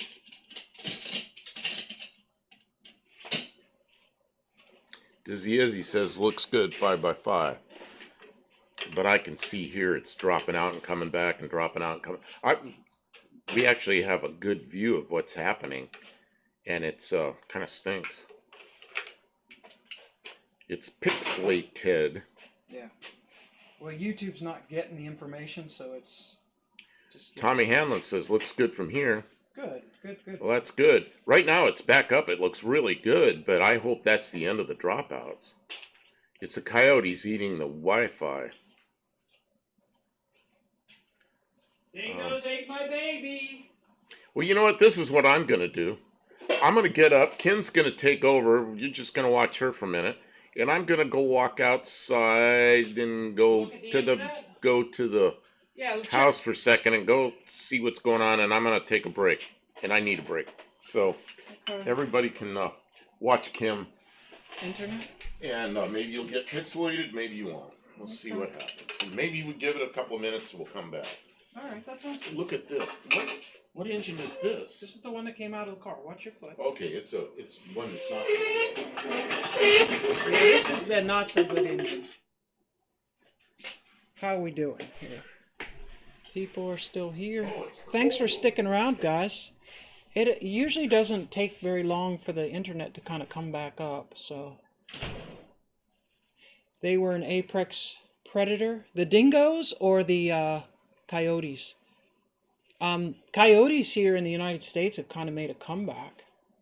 They're sort of around more than they were in the olden days. Not in the olden days, but they hunted them to near extinction, and then now they're kind of back. Goes in and out. See, I can see my bit rate, and it's back really good now. So, but it was dropping off to near 0, and then it was dropping to 22 kbit per second, which is like half of what we have now. So, yeah, it looks like maybe it's okay now.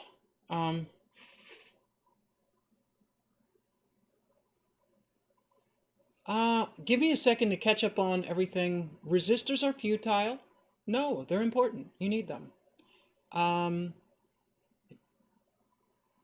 Dean Stevenson says it's the coyotes eating the Wi-Fi. There we go. Nice on Dan. Nice one, Dan. Yeah, there he goes. He's cracking the jokes. JB says, Danny Boyd, oh yeah, that car hauled. The 94 Cadillac LT1 I raced in Englewood. He had the weight advantage, but I had more power, so we were neck and neck when we got lit up. Okay.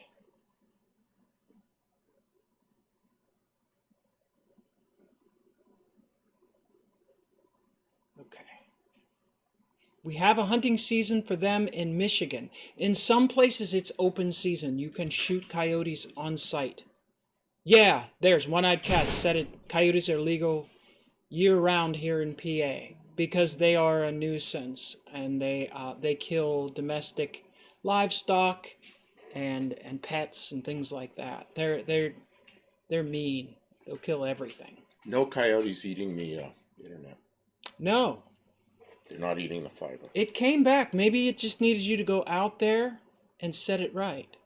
Tell it to mind its business. I'm going to have to start wearing 2 sweatshirts up here and long. Well, it won't be long before we have the wood stove going. Have the wood stove going, yeah. And then tonight I got a lot of the cleaning with this gasoline out of the way. I cleaned all those parts and did parts selection, which I think was important. Here, come here and sit next to me. I'm going to sit next to you. Yeah, you're moving around more. Maybe you're dressed warmer than I am. I got to start putting like a pair of sweats on under my pants. Yeah, we'll work. And then more layers. Sorry for the squawking. It's definitely getting. Since you left, it's been on good manners, so I think it's better. Back. It's back. Whatever the issue was. Hey, Tommy Hamlin's right.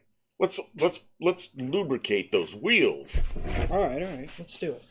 Get some CRC power lube on those. Maybe get both sides of the axle. Darn it. Had a little thing and now.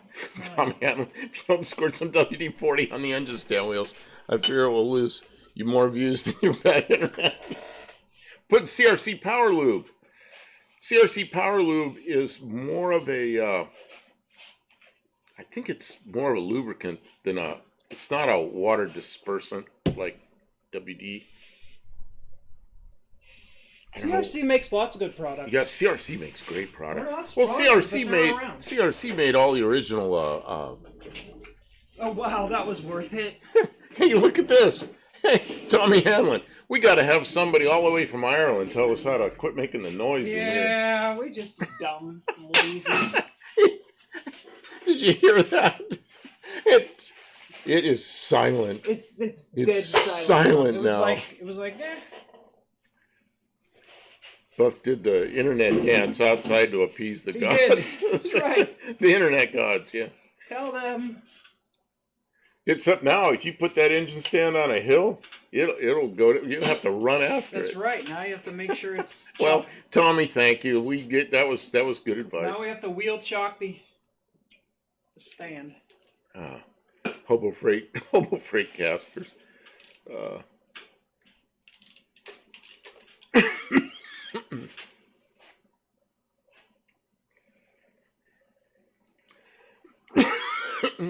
I gotta get cough drop. Oh man, one-eyed cat. I issue that power lube at work. Company money. How many you want? we had a case of it. We have less than a case now. Man, so you use it. Man, I put that up as one of the lubricants in our on that pole with the what's your favorite penetrating oil? And you know what? CRC Power Lube got no votes. I didn't think anybody even knew what it was. It's great stuff. Factory original cast iron Mopar. Oh. Gear and sprocket, or gear and chain. Why didn't they put a tensioner on the chain? I just expected it. Just make it right to begin with. You don't need it. Like these, I'm amazed these tensioners work with these big long slidey things. That those 4.6 Fords have those. Like my engine, 329,000 miles. That chain riding on that plastic thing doesn't care. People get 1,000,000 miles out of those engines.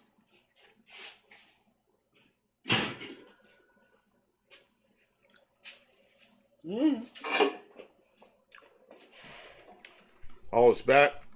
Couldn't sleep, but I feel better at the moment. Sometimes like that. Just lie down for a while, and I do that a lot. She does that a lot. Sometimes she'll be in there. I think she's sleeping, and I'll kind of look in there, and she'll say something. I'll go, "I'm sorry, I didn't mean to wake you up." She'll say like, "Nah, I'm just resting."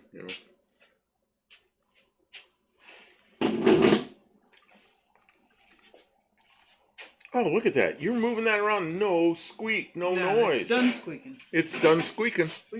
Who There's a place. was it? Tommy fixed it. Tommy fixed it. Good job, Tommy. There's a done squeaking. There's a little town. I don't even know it's a town anymore. A spot in the map in California called Done Moving. How do you think it got its name? Done Moving. The person who moved there? Person who got tired of moving and they just stopped. They were like, done. Dean Stevenson, one-eyed cat, welcome. The power of lube compels thee. Mm-hmm. I'm missing a lot of these. I'm not reading all these. I'm just reading some of them.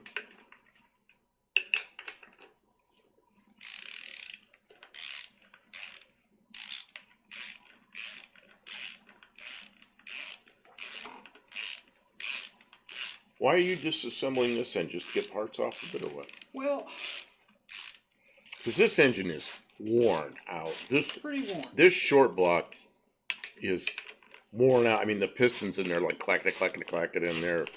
I mean, this is the one that had all the leaks. It still ran good, but it had the probably needs board. The what we thought was the rear main seal, but it turns out to be a pan gasket pouring oil all over. Or maybe both. Yeah, it might be both.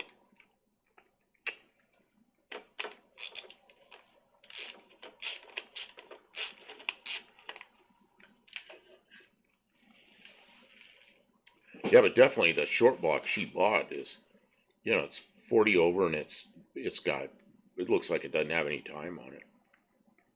Yeah, if this ran that good, I'm eager to see how that new short block's gonna run. Oh yeah, it's just a regular factory cam.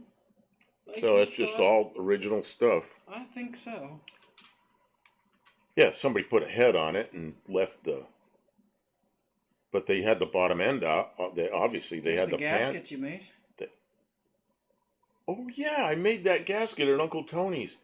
We had to put a fuel pump on it It's stuck. to get You it said home. It wouldn't stay stuck, but it is stuck. To get it home, and I made that that gasket from like a cereal box or some kind of box we had laying around, and Somebody, that worked. That didn't leak. The stupid oil pan leaked all over the place. somebody put this motor mount on wrong, and then they had to clearance it with a grinder. They put the motor mount on upside down, and then they clearanced it with a grinder. Why not put it on? They didn't figure out that it was upside down. They did not figure it out. Does anybody see that?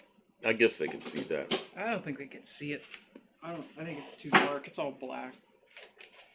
But I would take it off, and then they will see. Could show. That metal plate is supposed to support it, so it doesn't go down, because the force is down, not up. It must have been making. I'm not paying. I'm like half paying attention to this stuff. Why not? Because my God, It's velvety. I'm starting to like. I see Mexican specs that they dropped the stuff off and went to lunch at the Sahara Hotel, the buffet. Man, I remember the buffets in Vegas and Reno both were so good. And at the time, they weren't expensive, but they always had slot machines all along where you had to wait online. So it was real easy to spend a lot of money while you're in line.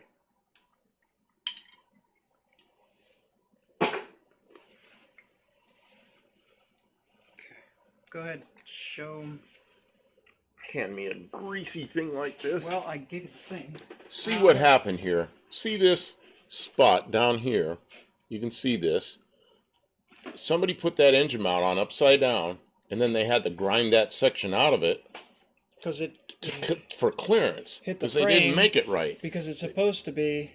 This is supposed to go up, not down. They installed it wrong. Yep. They installed it backwards. Upside down. Because they don't. Take that.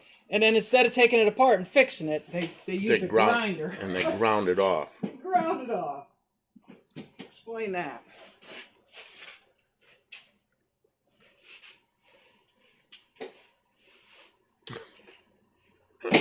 Dean Stevenson, I'm not going to repeat that, but it is pretty funny. Dean? It's actually a pretty good story.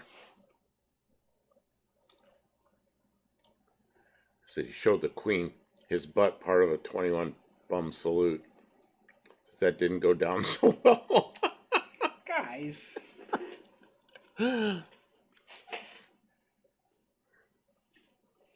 Trouble. You're all in trouble. They're talking about something, and I'm probably not completely engaged with it. I was looking at what you were doing. Oh, I had a question. Dirt Road Landing. Sorry, I'm in and out of this live, helping Mom attend with the newborn. Well, and that's a Congratulations good thing. on the newborn. That's a really good thing to be doing.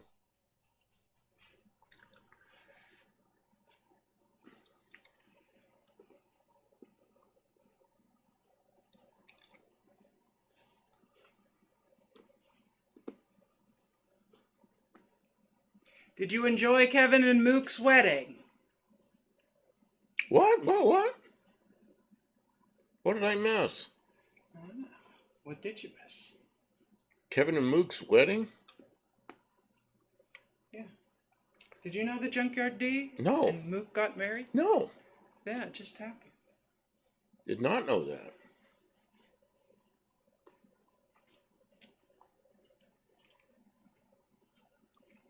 She is pretty cool woman. I remember she got a carburetor. It's either for her birthday or Christmas. I think it was Christmas. She goes, "This is the best gift I ever got." And she's holding this new carburetor. Good night, Dougster. Oh, Dougster's taking off? I'm Yeah, afraid. take care. Will you come back, Dougster? Oh yeah, we're gonna have to. Mexican Spec, thank you for the correction. Junkyard Diggs, not Junkyard D. And they are very different people. Darn it. Yeah, yeah, now our fear is gonna come back.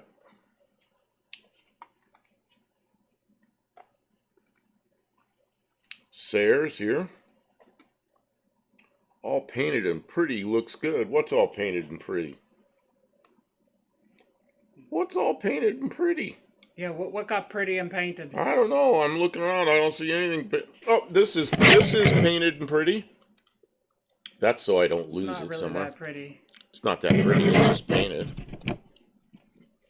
We didn't see much of the weeding though. That probably was wedding. Wedding.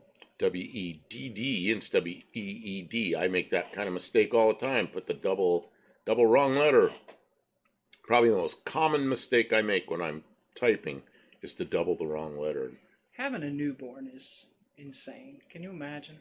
Yeah, I've done that, and I'm glad I did, but I'm glad I'm doing. This block, no, it's black with grease. It's filthy. That is like an 1/8 inch of goop. That's an old engine. That is an old, worn out engine. It's not that worn. We're not gonna use that engine. Oh, you know what I wanted you to measure for me? I don't know. With your measurement equipment? Is how far down the holes these pistons are. Okay. I'm full of only edifying communication that will uplift Kimborghini. Or it could be the something angle. Painted with grease. It's a camera angle, I see. Yeah, the other... Oh, don't move your head so fast, stupid. Yeah, you dummy. I just went swinging my head around like I always used to do. I can't do that anymore. Man, that did not feel good.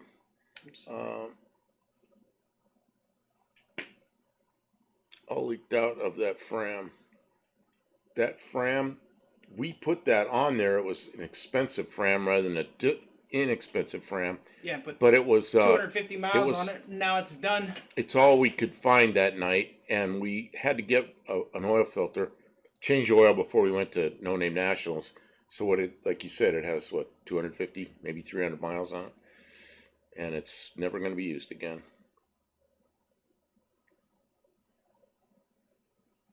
I'm still upset that Mook removed the calibration sticker on the brown 351M powered Thunderbird. I don't know about that. Okay. Probably an old episode. Yeah, I watch them quite a bit, but it's hard to watch. Everything that I want to watch, so and their I miss them. videos are routinely an hour a week. Their now. videos are long, so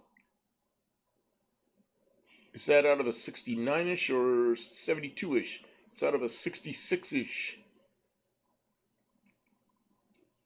Okay. Oh my! I can't bend that. It's when I bend that far. I'm sitting this way and trying to read over there. Okay, Kim, I'm gonna get up and get my measuring tools. So okay. I need to go where you are. Do you know what you want in order to measure with? Yeah, I need a straight edge, and I need my... Yeah, I know what I need. Aha! I'm gonna make a measure. Look, I'm aerobicizing. This is how you get your pants to come back up when they work themselves down. And 1, and 2, and 3, and 4, and... all right. There. Karen, where are all my straight edges? I don't know. In the straight edge drawer. I know you had one out earlier. You're blaming me. I stole the straight edge. You had one out earlier, and I saw it. Where was it? It's, Maybe to the wrong drawer? No, it's sitting on the table. Which the table? The table. The table. The table? Like we have about 16 of them? This one? How's this one? That'll work. That isn't the one, but that'll work just this fine. This is the only one I have out. No, there was one that's kind of pinkish color. You had it out earlier. I did not have anything pink. I saw it. Oh. Okay, so what you need to do, first of all, I'm trying to get so somebody can see us what we're doing. Is that This needs to be a tool short. Where's your phone? Is that all the way up? I don't care about it. Oh, no. We need a tool short for tomorrow, don't we? Whack. Did you just whack me? He just gave me the whack symbol. Okay, so how do you know if this is all the way up? You have to find some way that you're sure that's all the way up. What are you turning? I'm gonna Not the engine all the way up, the piston all the way up in the bore.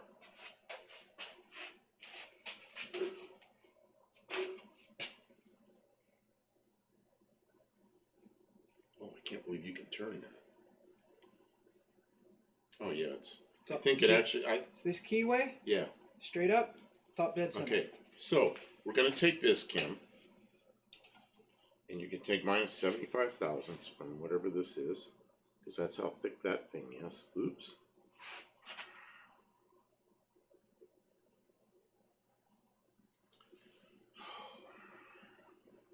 Do it right. Do you need some light? It is.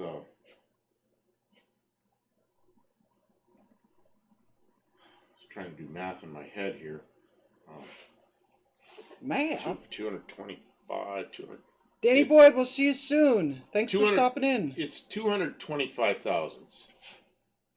So it's almost a quarter inch. Check it in 3 places. There's a lot of carbon on there. I know, that's why I'm saying check a couple places.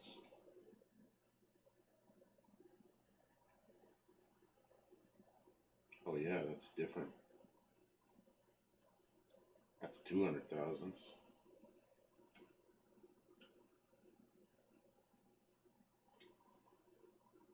That's 200 thousandths.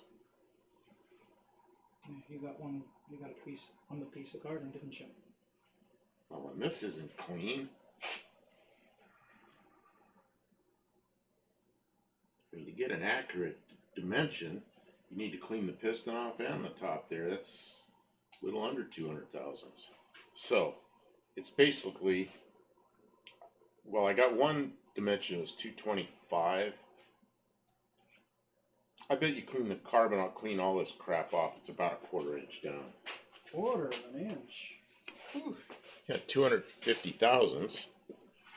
So I mentioned 225, so, and there's carbon all over everything, so it's, and I'm getting different dimensions depending on where I touch that piston.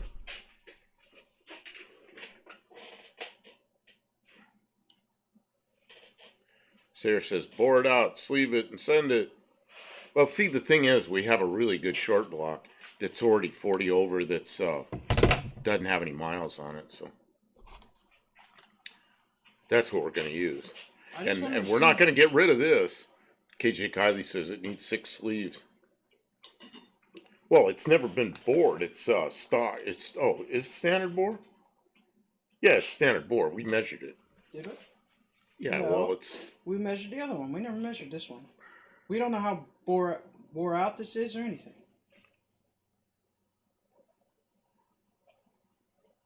Yeah, but I think somehow we determined that it was standard bore.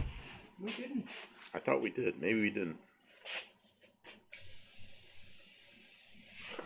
Something bit me again, I think. Yeesh. You make a lot of Noises about getting bit. I don't know what happened. So I don't know why Kim's tearing this down. It's not an engine we're going to use. Kim, what are you doing? I mean, what's your I had a plan of what we're going to do tonight. Okay. And you completely nixed it for the night, so I had to find I completely nixed it. What were you going to do? Couldn't do anything with that exhaust manifold because you needed a part. Oh, because we need a part. Yeah, we need a piece of tubing. Okay. And you told me we'll find something else to do, so I was doing parts evaluations. So, see, that now it tracks, right? I asked you to measure. And you're asking, well, this one's standard bore, and I'm looking to see if there's any evidence that it's something else. The bores have a... In the year 2525, man, it's still alive, yep. Yeah, it still ran. It made it home. She had a plan. How dare you, Buff? Yeah, I messed her plan up. But you weren't here earlier. You should show Sarah what you are doing. But now you don't have the head here, and you don't have those. If you help me pick the cylinder head up. Oh God. Okay, I can do that. I need to grab some gloves or something. But I need Do we to really? clean off the No, table. that's not. We get too much stuff. Yeah, it's Sorry, gonna be. guys. Yeah, it's just We could tell you. we well, you could bring the exhaust up. Here. What? You're handing it to me? Yeah, show them. Okay. This was an exhaust manifold. Now it's half an exhaust manifold. And she's got another half an exhaust manifold, which will face a little differently. We're going to add some tubing to this and make it so it'll feed into a turbo. So I guess that's a short story. Yeah. Here. That's the short story. That's a short The story. long story, you'd have to rewatch the video. The long when it comes story, out. you'll have to Watch the beginning. watch the video over, I guess. Because it's about... That short story actually took about 20 minutes to tell on the long story side. Mm-hmm. So, well, what she said was she started showing everybody this exhaust manifold, showing it to me, and she goes, and then we'll put the turbo here. I'm going, turbo? You're going to use my turbo on your car? Because I got a new turbo over there in the box. So she goes, yeah, I'm going to use it. I said, that's okay. I'd rather see it on this car because, heck, you're driving it, you know. But she goes, well, we can buy a turbo. They're not that expensive, you know. And I'm like, yeah. On So a Slant 6, it's all the extra stuff to get it hooked up. It's expensive. So Custom labor. So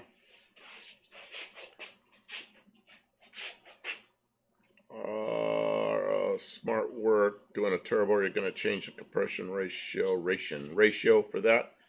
On Slant 6, probably not, because Slant 6, the piston's way down in there anyway. That you can't get the original thin head gaskets. You got to use the composite head gaskets, so they're kind of low to begin with. They're super low. They're It's kind of low to pathetic. begin with, so that it's actually an engine that works really well with a turbo. Yeah, and they don't breathe that great and even with machine work and porting, and it's just never going to really wake this engine up that good because it's... Well, and she has... There's something we learned doing the Valiant, is we had a Super 6 intake manifold, which is the 2-barrel. And I struggled with a BBD carburetor that somebody had rebuilt it, and that was loud, something going by. So the BBD carburetor had been rebuilt with wrong gaskets, and she worked on it. The more she worked on it, it just wasn't working out well. And I had an adapter to use like an Autolite 2100 2-barrel. So I got a new 2100 2-barrel, put it on there. It works so well. And you can blow through that because the way the vents are, it's real easy to put a turbo on and blow through it. So we'll probably do the same thing on this because she has, what's her name? Professor P, Shane. She got a Super 6 intake manifold from him. And we'll probably do the same thing on this one, on the Dart, at some point. Although, Kim, we were just going to fix an oil leak and put the engine back in. So this is taking on another whole project now that I think about it. So, it'll probably end up with an Autolite 2100 2-barrel, blow-through turbo. Why not? Got an intercooler. There might be room up there for the intercooler. Yeah, there is. So we've got an intercooler. We've got... This fell apart when I went to pull it out of the drawer. Can you put it back together? What? Don't we just have another one? I do, but it still needs to go back together. But this is going to be a lot of work. She just handed me my feeler gauge. What the heck? What the heck is this?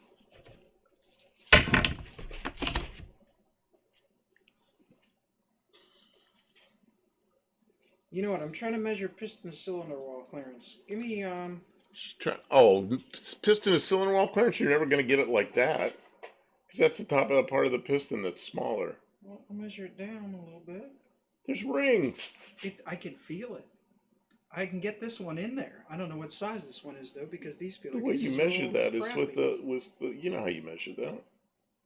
Bore gauge. We might, yeah, bore gauge and measure the outside of the piston down on the skirt. With a thing. How many is it supposed to be? How many is it supposed to be? How It many? depends on what you're doing. That engine you have over there is a little under 1,000. I used to set them up at 4,000 because I thought that was loose until I seized one up because I had forged pistons and I got on. 0.15 goes in there. Is that a lot? 15 thousandths? Yeah. That's huge. That's why it's burning oil on this cylinder. Well, they're not all the same though. This one's really rocky. They say you did this to me for messing up for me changing your plans. You took my feeler gauge apart. I did. His revenge. Did not. It's not like that. It fell apart in a drawer for some reason. Hey, I actually understand Dean Stevenson's comment here with his pictographs. Auto light check? Auto light check. Yeah, I never seen this happen to I've never seen this happen to a feeler gauge before. Well, one thing, I can clean each gauge. Oh, Kim, I can't believe this. I got to do this. This is like a big old project now. I never had a 2100 Autolite 2-barrel. That's what I have on my Valiant, is a 2100 2-barrel on a Super 6 manifold. And the adapter, because the holes are about the same size, they're just, the mounting holes are in a little different position. So it works so well. And, you know, me being a Ford guy when I was younger, I'm just really familiar with those carburetors and comfortable with them. Oh, okay, what have I got here? This is going to be a big old project. It's not that hard. Come on. No, it's not hard. It's just a lot of. Okay, there's 17. Here's 16. I found the 16 thousandths. Huff gets to learn what it's like in a senior's home. Time to do puzzles. See, right.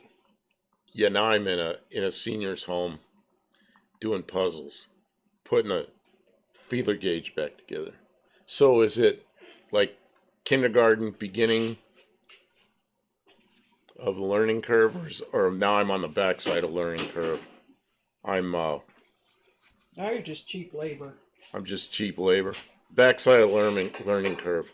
Rearranging a feeler gauge. Of course, I could do this metric, which this is 0.38 millimeter, and the one next to it is 0.40 millimeter, and the one next to it is 0.42 millimeter. For all you millimetrics. Oh, there's a new word. Millimetrics. Millimetrics. I don't think that's a real word. Don't think that's a word? Maybe. I guess if you just invented the word. You were here, folks. Millimetrics. That's the name of people who use the metric system. They are millimetrics. And I got to get the light on them just right to see what's going on, because they're kind of hard to read. But I am getting to clean each one off. That was my plan from the start. That's the plan from the start, is to take this apart. No, not really. So I'm going to tell everybody, you make sure you don't have Kim come in your shop, 'cause she'll take your feeler gauge apart, make you clean each one separately. Clean it. You know me. I'm the. Oh, here's the 20. The 20, okay. I'm starting to get these in order. You didn't have to clean them. You could have just put them together dirty. Like Put it together dirty, all gritty. I don't know. I didn't say you have to clean them. I said this thing fell apart. It's kind of like when you put dishes away. It's a I good could idea have to. just pretended like it didn't happen.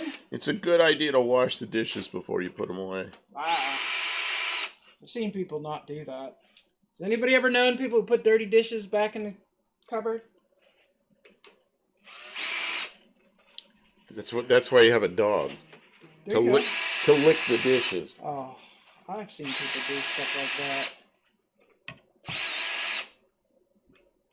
As a little kid, my mother told this joke, which as a little kid, I didn't think it was that funny. But now it's kind of it's stupid. But said somebody told her their dishes were cleaned by 7 waters. Didn't think the dishes were very clean. Oh, they're cleaned by 7 waters. And then the dog walked into the room, and the dog's name was 7 Waters.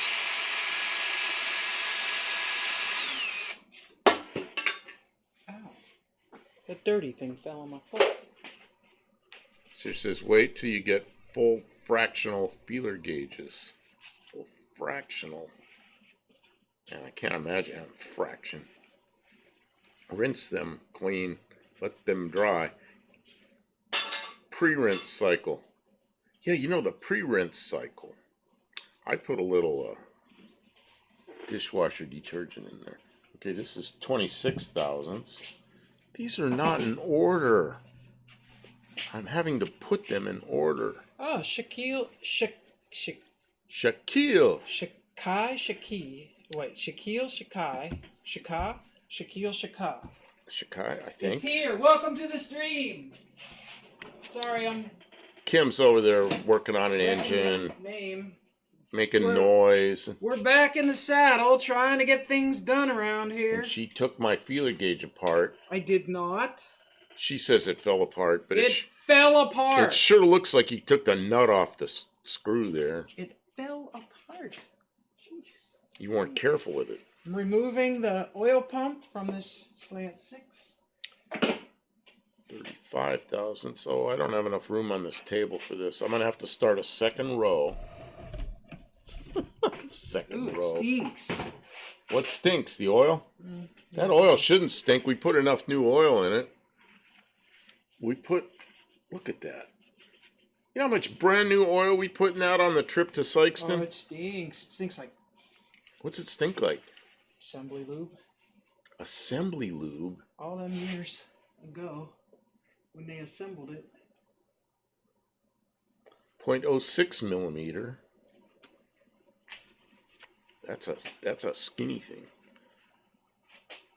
Damn rain 3 days straight. No sun for my solar panels. I'd have to fire up the old diesel generator. You know what?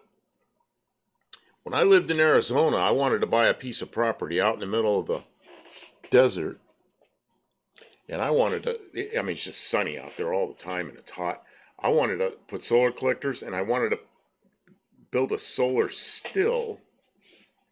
This is crazy, stupid stuff young people think of.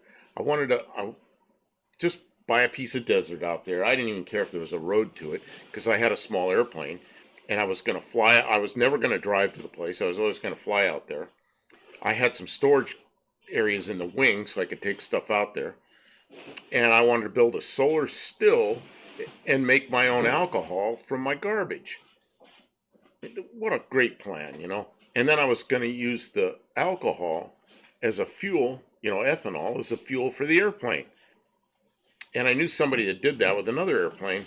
And the guy flew to Europe from the U.S. in an airplane on ethanol. So I knew this would work, but then I just never got it done. You know, I was busy at work and doing other things.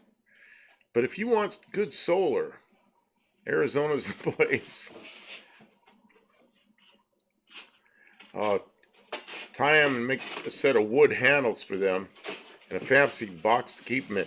Oh yeah, Kim, every one of these, we're going to make a wood handle for each feeler gauge. That sounds... And have a special box for them. That's Sarah's idea. Good deal. Thank you for your idea.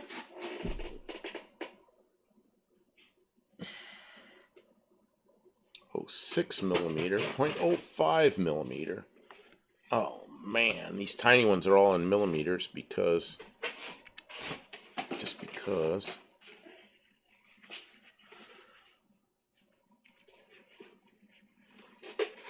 I even built my own solar trackers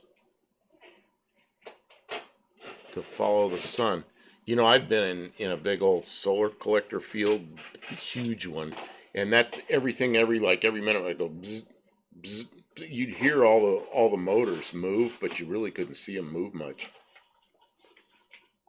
In Arizona, they have one that they're collectors that go like this. They're mirrors with a tube that heats sodium, I think. You can look it up. It's in the desert near Gila Bend, Arizona. And Gila Bend is spelled Gila. Gila Bend, Arizona. And there's a solar farm down there that's not photovoltaic, but it heats. I think it's sodium, and it goes to a plant, and they make electricity there. 0.04 millimeter. That goes there.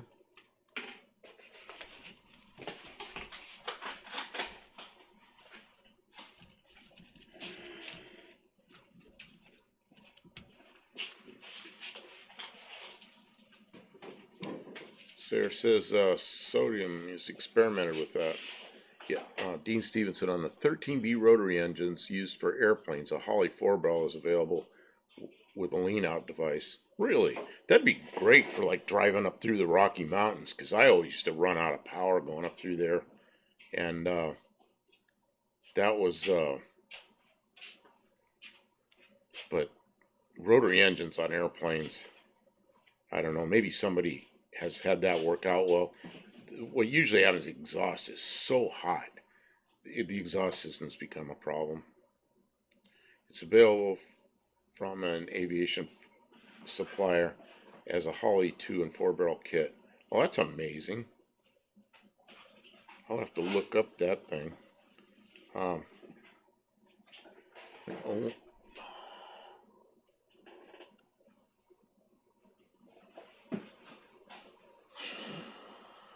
Okay, that one goes there. People are all laughing at me, I bet. Dean Stevenson, Tom McNeely, 1400 on East Williams Field Road, Gilbert, Arizona. Oh, that's where you get the thing. Okay, got to get a picture of that.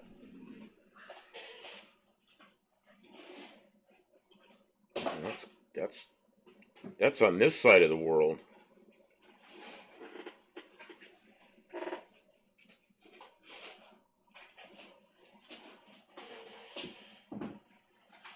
Take pictures of this, of the chat screen when there's interesting stuff, good information.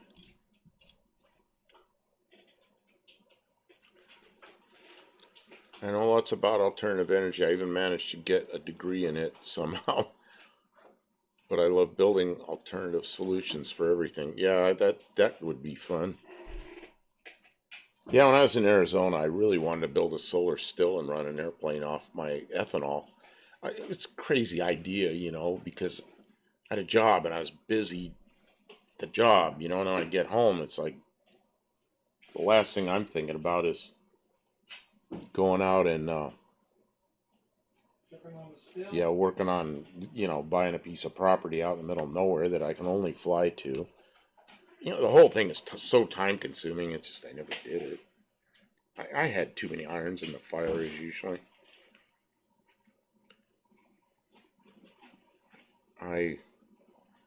Something like clamming. Follow your dreams, cause you're not getting any younger. Well, you just gotta have. It's like guns, you know. Yeah, I like guns, but they're like down here on the list somewhere where I never get to them. I got cars and airplanes and CB radios and amateur radios, and it's just like all that stuff. Well, like you got that Studebaker, I've been telling you. Oh, and the Studebaker, and the aluminum car, and the Valiant, and the next car, and the replacement for the whatever I get for the. just adds up. There's so much. There's so much. Okay, this one. There was 3 of me I couldn't keep caught up. And then, of course, I had kids and had all that. That whole thing happened, and, that's quite a commitment. Yeah, it is quite a commitment, huh? Go figure. Yeah, you can only do something like that if you're going to live there and can make money close by. See, I was working in Arizona, but I was working for a defense contractor. Man, they send you all over the place. I spent most of my time in Arizona, but I didn't know that. I was just there, Sometimes they had us in hotels. Sometimes they rented a house and had us, like 3 of us living in each house. Okay, that does not belong there.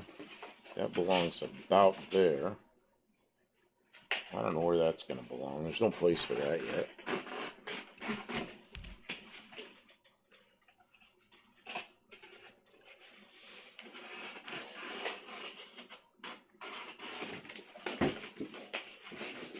But hey, if you want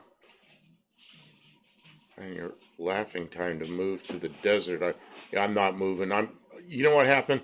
At some point, I said, I'm going to stay put. And I own this property, and there's this little building here that Kim's helped me clean all the crap out of it, or a lot of it, and I have all my tools in one place now. Used to be I had tools in Maryland, tools in Arizona, tools here.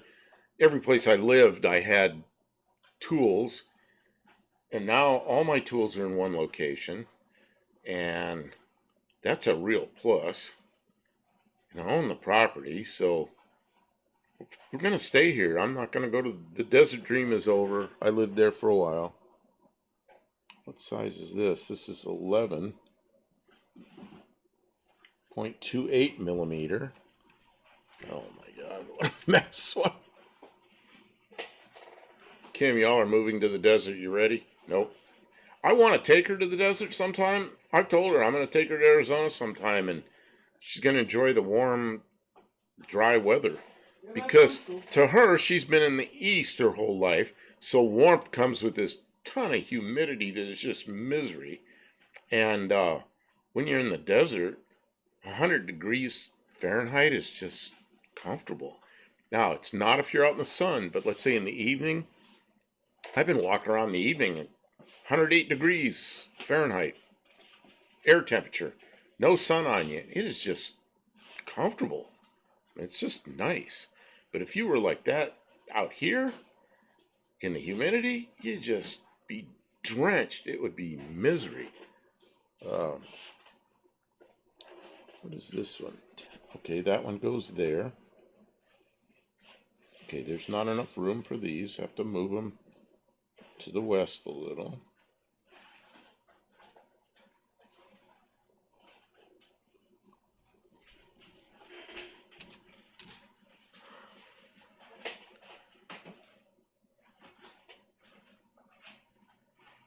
Think your own salt flat track.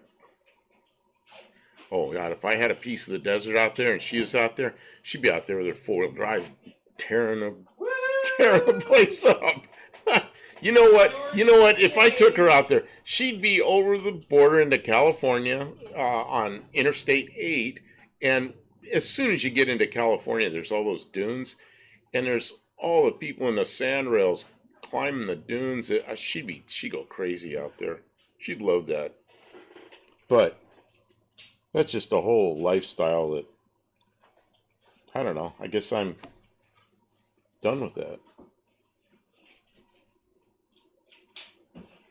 Okay, gotta move these some more. Kim, I'm starting to make sense out of this mess. Oh, thank God. Bring the desert to you. Kill all the vegetation. Turn on 10 extra heaters. That's what Mexican Spec says. Hey, we're holding out in Tennessee for global warming. It's coming.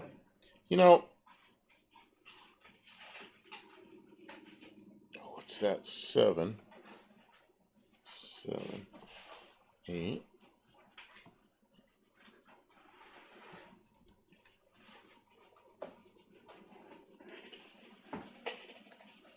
Dirt road landing or buckets of kerosene diesel to burn off the brush. I don't think you could. I started giant fires out here, and you got to keep them going. They'll go out. Just there's so much moisture. I suppose you could get it going where it would sustain, but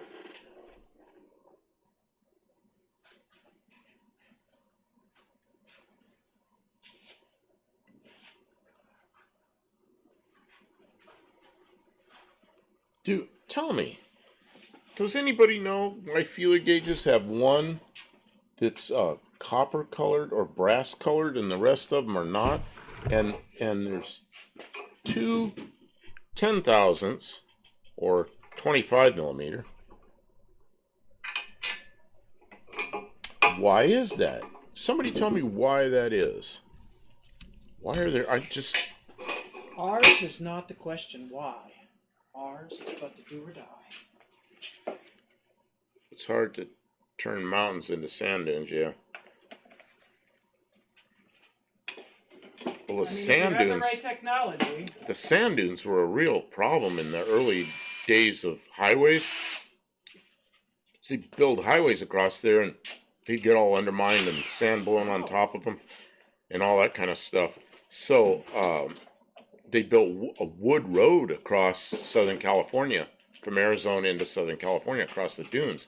And there's still a chunk of that wood road there. And my father knew about it because he went across it when he was a little kid, when he was 2 years old. His father had told him about it. And we stopped there a couple of times when I was a kid on trips and looked at that wood road. Well, years later, I went there, and now it's a state monument, I guess. And they have a section of it roped off where you're not allowed to get on it. And then they built like a little section of it that's brand new that you can drive your car across just to see what it's like. And there's a whole display there and everything about that wood road. But that's out there in the desert, in the dunes right there. But the sand rails, man, that's a big deal out there, because you really want mudslides. This is okay. But I don't enjoy the humidity a lot when it gets hot. Oh man, it's so swampy. And this isn't the worst place I've lived for humidity. Up there where you live, like, it's bad. Yeah, and like the Northeast Ohio, it is misery. I've seen it 75 degrees Fahrenheit, and the humidity's so high you're just drenched with sweat all day. And it gets up to like 90. 90 degrees is total misery. 85% humidity is just blech. And in Arizona, it's pretty much 10 or 11% humidity all the time. And it's not. Oh, this is the pucker gasket. I don't know if we'll be able to see it when we take it out. 0.25. So that one goes there. I'm starting to find where these go. Okay, what is this about the... it's hard to turn mountains into sand dunes in there. Brass is for what? Your aircraft mechanic. Oh, it's non-magnetic. Why would there only be one? Well, they're stainless. These aren't magnetic, are they? Huh.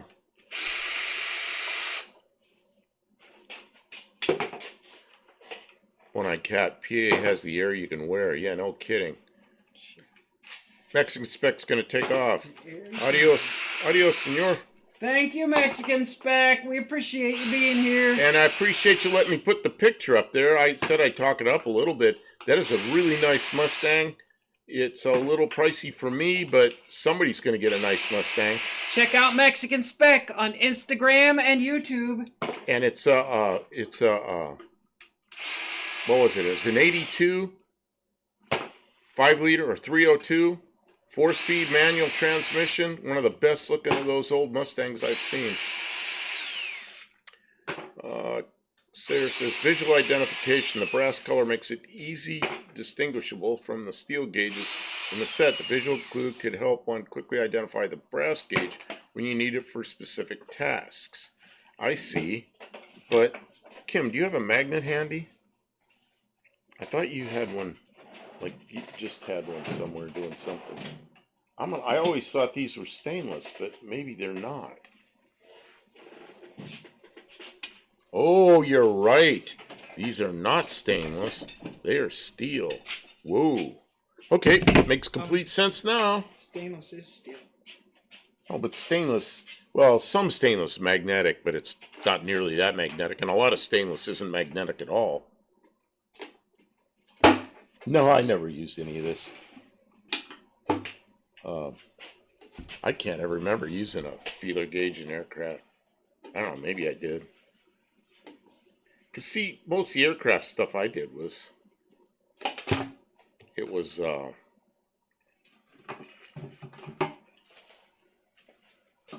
you know, it's a sheet metal design and designing wing spars and all that kind of stuff. Fox body love, yeah. Yeah, Dean, you should import that to, oh, it's steering wheels on the Check it out. There's our side. puckered gasket. That right there. Mm-hmm. Didn't move. Look at this. Look at this. You got to get that up there without dripping oil. Everybody take a look at that right there. See that see where that gasket is? That right there. That right there. That's what caused all that trouble at No Name Nationals. A lot of leakage. I'm gonna get some visual evidence of that. One-eyed cat. Kim's back there getting it done. Yeah, well, I'm sorting out feeler gauges. V24. Okay, what's this? That's big ones. Kim, I don't think I have enough. Oh, maybe they're. Oh, I guess you got to add them together to get the stuff you want. Dean Stevenson, I want every Mexican spec Fox you have. Yeah, you know, he's got a lot of good cars, but you know, I'm only getting so much for that Mazda. It's not as much as I would like. So it's not enough to import that Fox. Not enough to import that car. Otherwise I'd do it. Would you? I mean, I would. You would not. You would not. I really like that. Really like that blue Mustang. I mean, it would have to be a lot more for you to be able to afford to import that car. It isn't completely settled what I'm getting yet, but I know it's not anywhere near that. So that's just such is life. Where's 27? Is there a 27? Trying to make sense out of all this. Some of these are stuck together, of course. The Roadland in question, what is the best material or what is the name brand of material where you can cut your own gaskets? Man, you know what I buy? I'm gonna take a walk for a second. Don't fall over. Man, I went out there in the dark and all of a sudden I didn't even know which way it was. I don't know if that roll of gasket material has any. I think does Spellpro make it? Permatex make it? Like it's right, there's some of it right there. I don't know if stamped the brand name on it. Round piece. Yes. You can have the name on it. Oh, it's a piece of it. There's no name stamped. That isn't the stuff I'm looking for. But it is the stuff you're looking for. No, it's not. The stuff I'm looking for is brown. Just. Okay. That's the stuff we were using. That's the stuff that was on the roll. We were using it. Got used up, maybe. Not sure. As much as I thought it would be. Well, I had it somewhere. It was a different. Sorry, we all walked away. Different shaped piece. I'm sorry. I'm looking for the stuff. Question comes up, and I go, "Oh, I know where that is." And then I go there, and it's not there. But I thought I had it. Oh. For a single valve cover, I might just use some gray Permatex. Well, just a second. Okay, I'll tell you what I used to do was I go to the parts store and buy gasket material. But you go to the parts store now and you go, I need a piece of gasket material, and they say something like, what year and model? Is it a manual or automatic? Yeah, you know, like when I wanted a can of primer sealer, and the girl behind the counter goes, what year and model? It's like, are you kidding me? Anyway, this stuff right here is just some gray gasket material. What I do now is I go on Amazon, I look up at gasket material, and there's like a whole myriad of stuff. And I order some of it. And when I get it, some of it tell you the thickness, some of it doesn't. This stuff, whatever this gray stuff is, it works real well for things like around the fuel pump or something like that. I mean, I wouldn't make a head gasket out of it. But this is,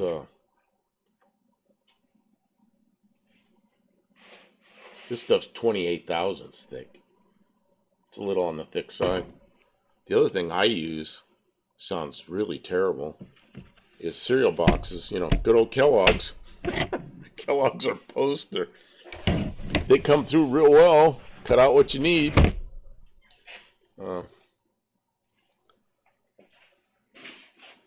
All right, I'm gonna make. Tim says his dog went to bed without me. I'm gonna. Tim, I'm so sorry. I just thought I'd check in. You're still at it? Yeah, we're still at it. What time is it? Oh, it's 20 minutes to 1. Okay, guys, I'm gonna record a quick video, so bear with me. Okay, this is the motor that came out of the Dart. We're probably not going to reuse it, but we're tearing it down just to, you know, examine it. And it looks like the reason was not the rear main seal, but the rear pan gasket. On this side, you see how it assembles the pan gasket, and it there's several layers the way the cork goes, but this is the side that's problematic. See how it's puckered, and it's not positioned properly. You can tell by the way. The gray sealer dried that gasket was puckered like that from the moment it was installed. So someone must have probably put a new pan gasket on the car, maybe while it was in the car. Well, they had to fix that big ding in the oil pan, and then when they put it back together, bam, puckered the gasket, and then it's been leaking ever since. This engine was getting pretty tired, or at least the short block was. So we've got another one of those on the stand over here. So this one is going to get retired for now, or maybe machined and flipped back into something else. We'll see. We'll see. But that's definitely where the oil leak was coming from.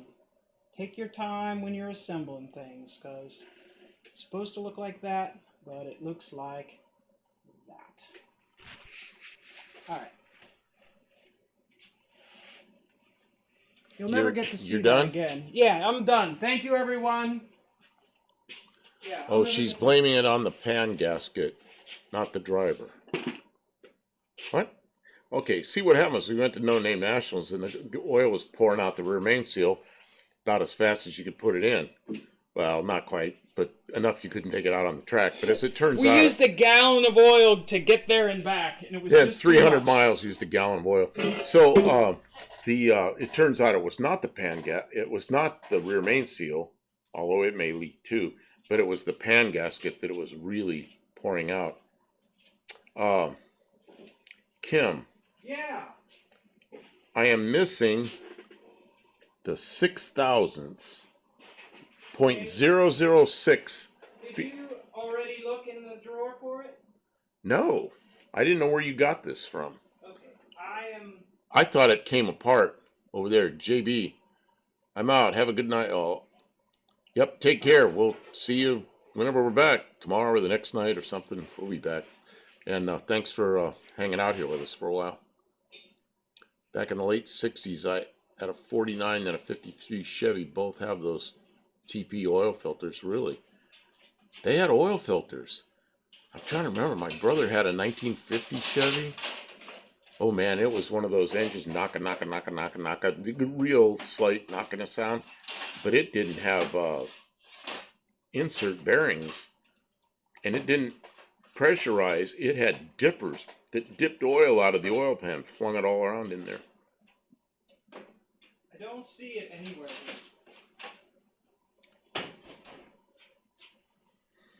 I don't see it. I have never used the toilet paper oil filter. I know people that have.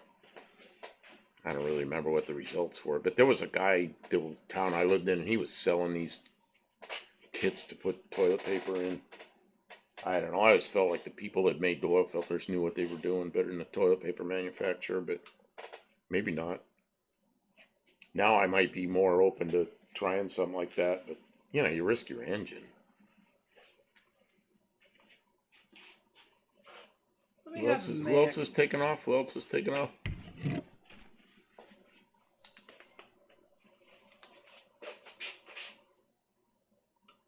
Oh, damn. Oh, Mrs. One, I completely missed this. Tim said it's cold down in the 30s tonight. I'm trying to read up there, and I'm sorry, Mrs. One, I got Don goes to Napa for parts.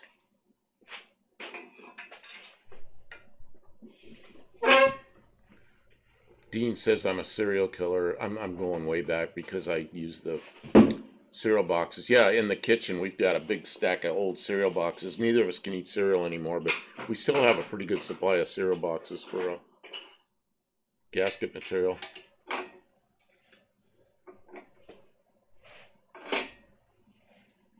Pan gasket, pandemic, Peter Pan, panhandlers. All the different pans.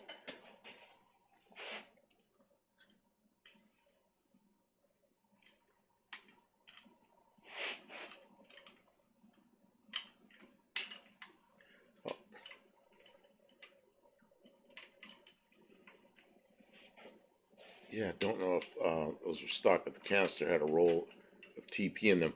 There was a kit you could buy that had the right size canister and everything, so you could, and it would spin on where the old spin-ons were. But I don't know what they had back in those 216 Chevy straight sixes. Splash lubrication like the stove bolt pre-53 Blue Flame Model T Ford.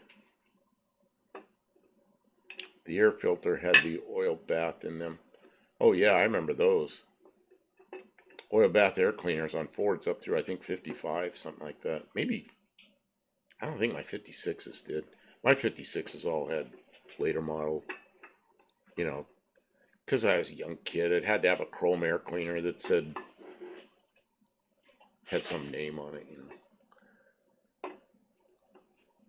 Flatheads used TP filters and cereal boxes for head gaskets as long as the brass ring was not blown apart. Pan Am. Captain Crunch boxes. Oh, I love Captain Crunch. I cannot eat it.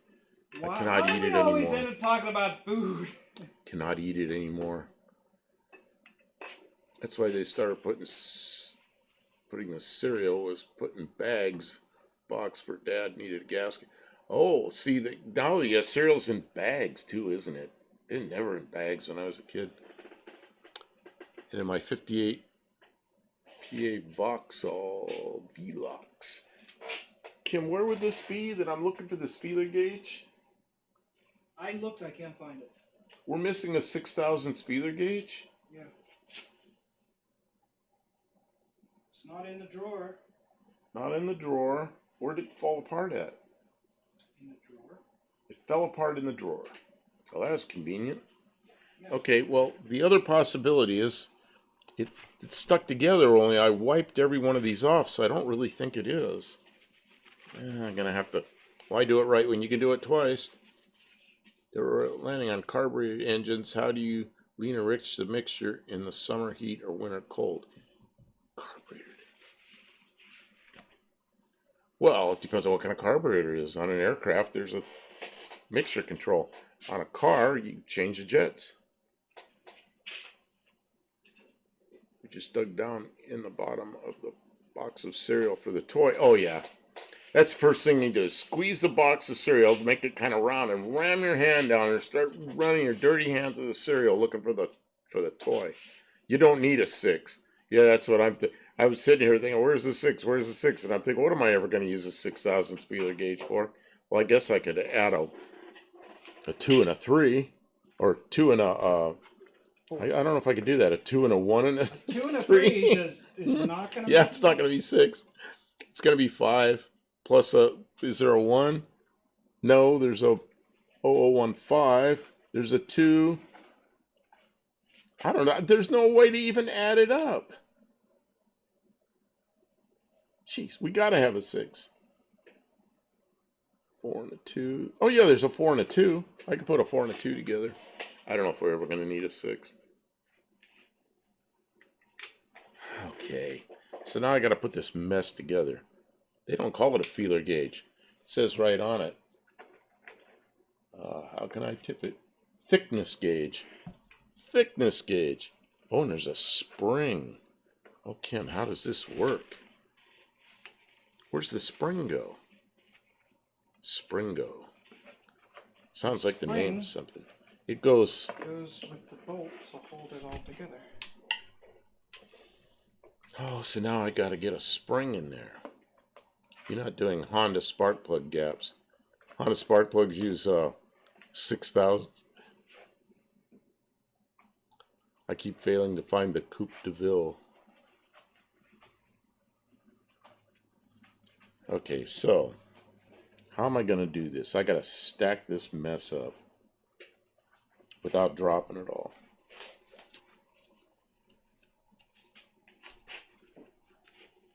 Kim, this is crazy.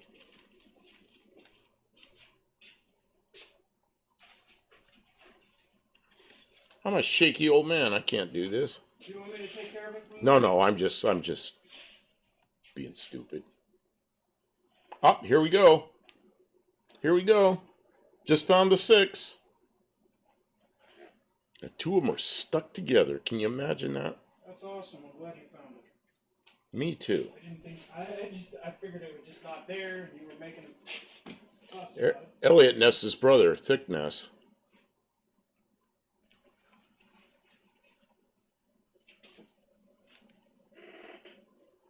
In the bottom of the Wheat Bix box. Bix box. Not sure what Wheat Bix is.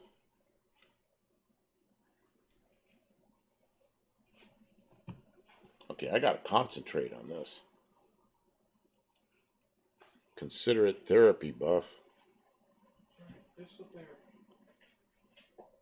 3 times over. How's the bottom end look since you ran 5 gallons of oil through it?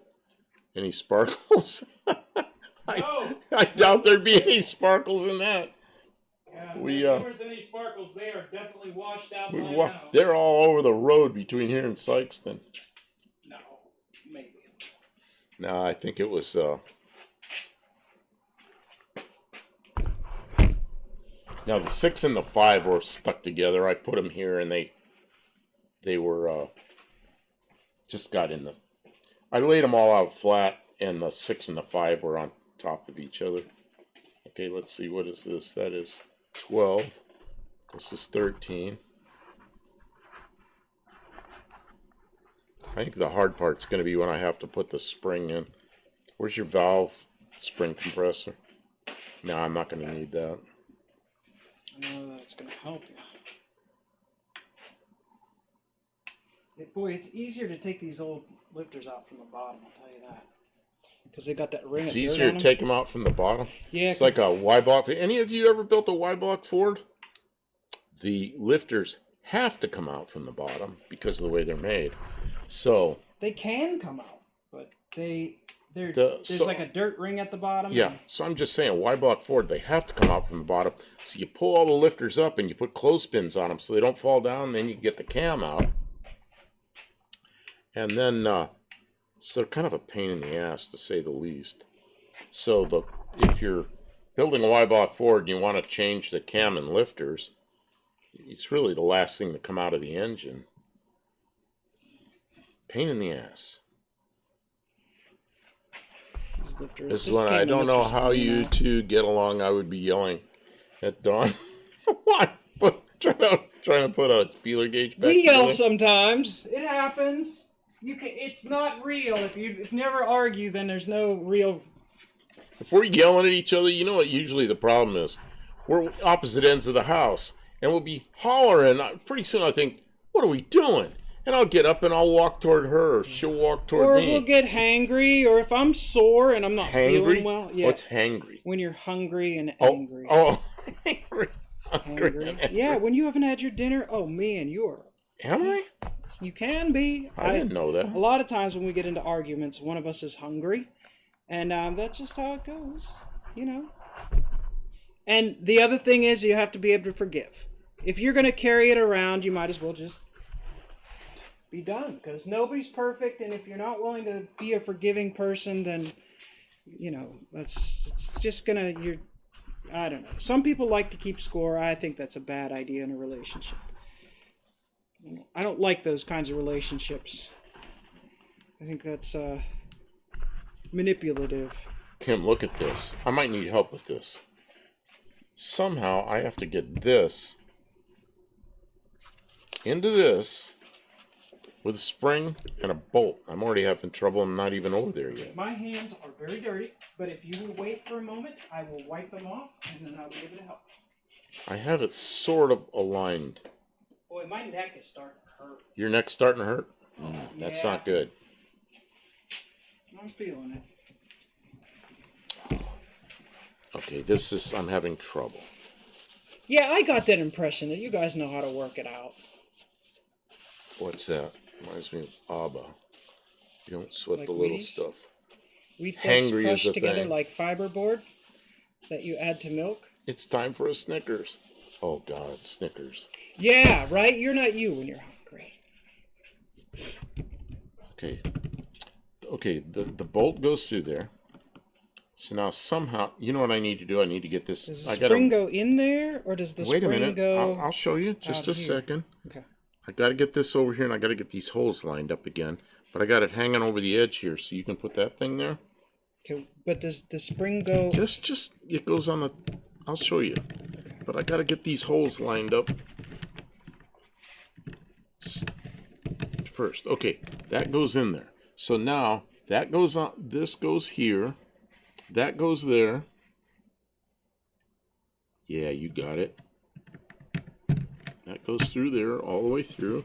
And that goes on the back side. And then you got to hold it together tight. If you got it held together tight. Hold on a second. I'm going to lift it up. Let go. Okay, and then I'm going to start the nut. Oh, this is... That doesn't seem right. Well, where else would the spring go? You think the spring goes on the outside? I don't think it would matter. I guess put it on there for now at least, so we don't lose the parts. But it doesn't go on. This is my shaky left hand. It doesn't go on there far enough. Well, it's got a spring. Well, my guess... Oh, the spring's bound up, isn't it? It Sure is. the spring came out of this? No. I don't think the spring came out of this. All right. I don't think the Take spring... that off, and we'll take the spring out. Okay, so now we got to lay it back down. Same... Wait a minute. Just let go. The I got nut's it. not on there. Okay, Oh, it's good. not... Okay. It's okay. Oh, if you misalign those, you're going to have trouble.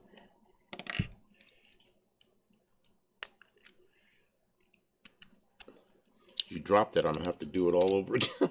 I should do it just like 52 card pickup. Canadian Diesel says it goes on the outside. No. I don't think it goes at all. I've never seen a spring in there. I think that spring was for something else. Maybe. I've seen this somewhere and it's not there. This doesn't go there.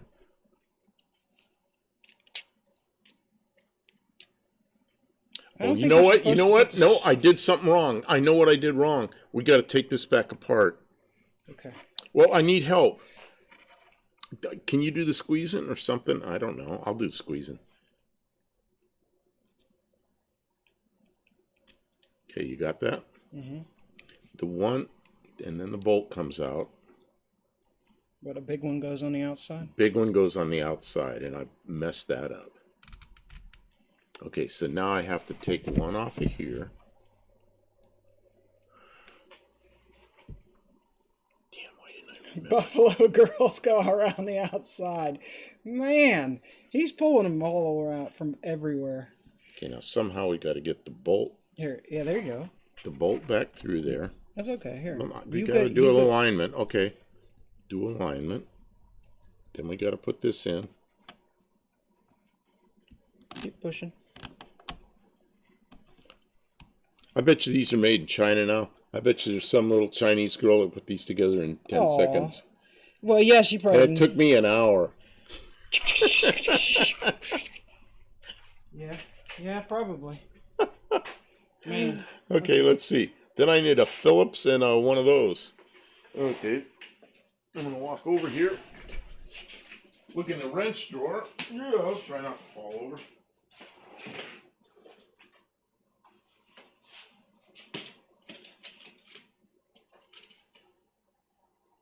Yeah. Smaller. Smaller. Not that small. Oh, this is one of these sizes. Okay, how many of you know what these are? It has a sign on it that says, I'm going to put my thumb over it. Here's a tool short. See those? Who remembers what those are called?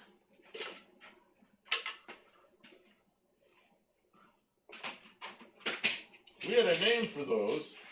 In fact, the name was on the box. Come in.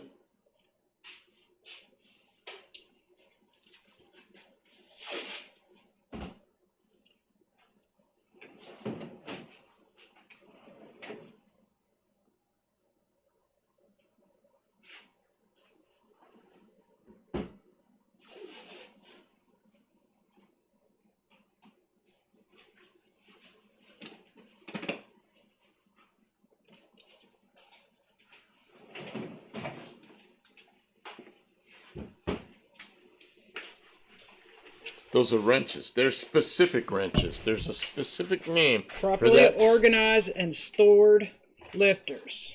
Oh, So that there's a specific name for that size of wrenches, and they come in a kit. And I don't know what they're supposed to be called, but we had a name for them.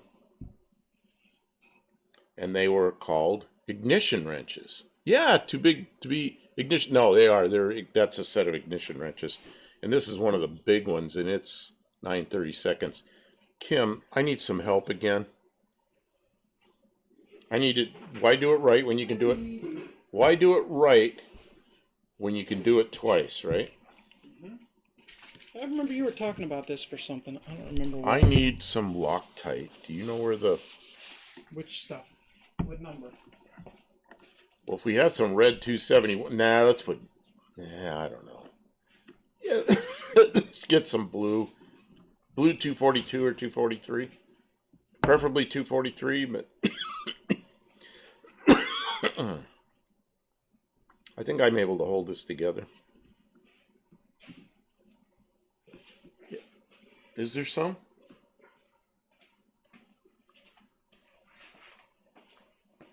I just don't want this to fall apart again, which is what happened. What is that? 243. 243, excellent. Do you shake it or does it need to shake it? Who knows the difference between 242 and 243? Ooh, that's a lot. Yeah, you can take that.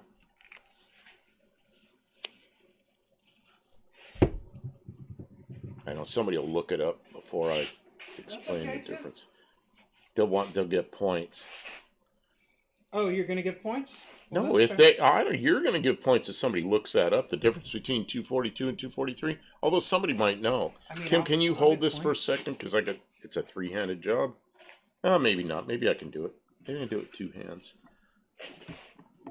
Yeah, I think I can do it with two hands. It's far enough along that it's not going to fall apart. Hydrobaric, and one is not. What's hydrobaric mean? Is that water displacement? I don't know what that word is. We don't know what hydrobaric means. It's what it is 242 is Loctite blue, the old blue, and Loctite 243 basically has the same qualities, but it can be used on a surface that's oily. And 242 has to be a clean surface.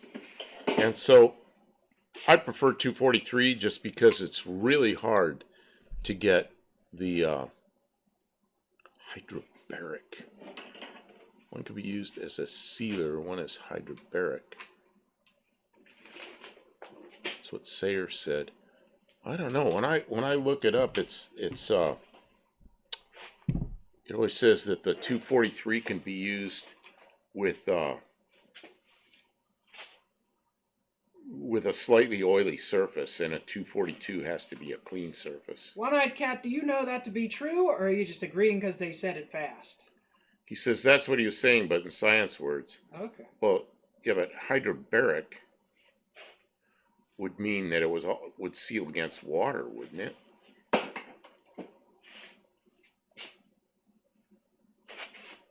Yeah, he says one could be used as a sealer when it's hydrobaric.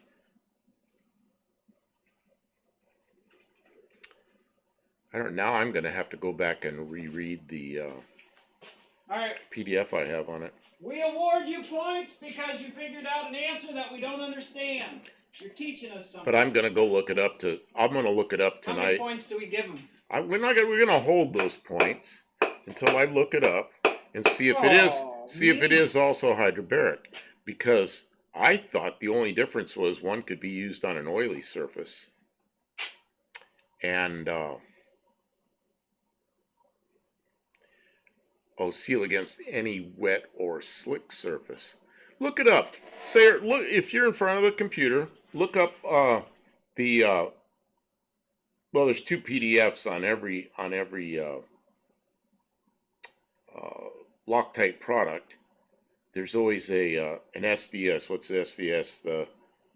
The safety data sheet, and the other sheet, whatever they call that.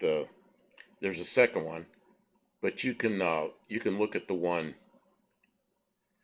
other one. But you should use Loctite activator. I don't think you need activator with 242 or 243, but I don't know. I'll go look that up. But you want me to read? Okay. I'll do it. I'll do it later. Exactly. And then your points will get held. Okay. So we have. Remind us about the question, Mr. Canadian Diesel, and I will make sure you get points once he can understand. This is that Loctite 243 is in there. It's going to cure because of the absence of air. So it's going to sit here for a little while before we go using it and having it unscrew itself. And then I got to put this back, but I see you're taking out pistons.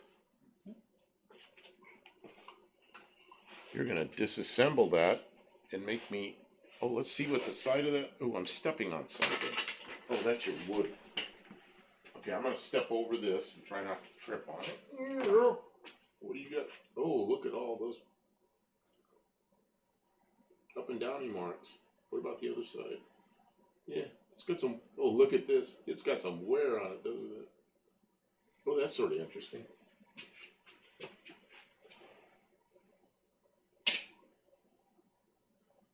The rings are not seized. And just to show what the ignition wrenches look like, here's one of the smaller ones.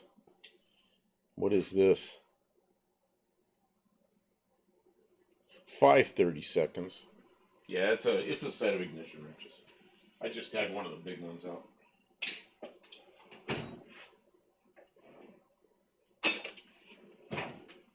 Okay, Kim, so the next thing I'm going to need are, where the heck are they?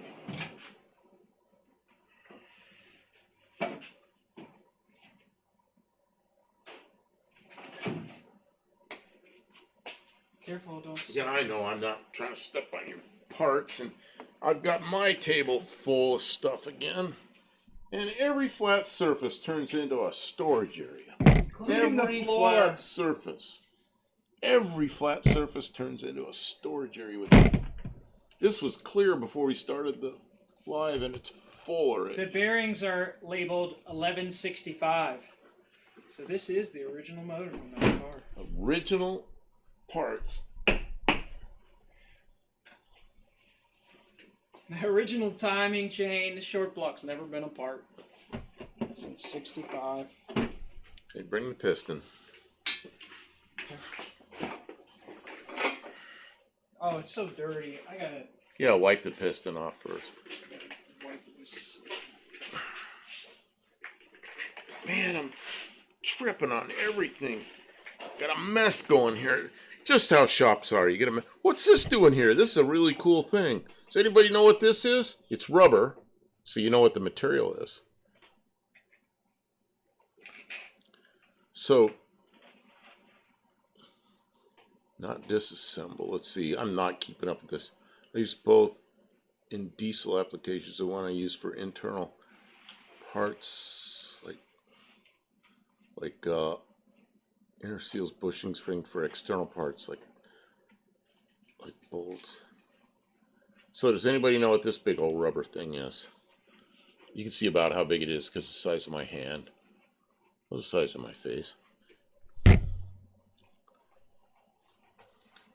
P24 long baton, an attitude adjuster. No, I'll tell you what it is, or what it's supposed to be. You know, when you roll a boat up on a trailer, they have those big rubber rollers. We Kiwis use police enforcement. So these are the rollers, and you can buy replacement rollers. But then you take it and you bandsaw these things off, and you use two of them on either side of something with big washers, and you can make rubber mounts for something, like a body mount, or like an engine mount, or like a big rubber radiator mounts, like old cars where they had two rubber mounts down at the bottom. And that's what I use them for. Okay, so, and they're cheaper than going out and buying mounts. Okay, how are we going to do this? Turn so I can get this up here.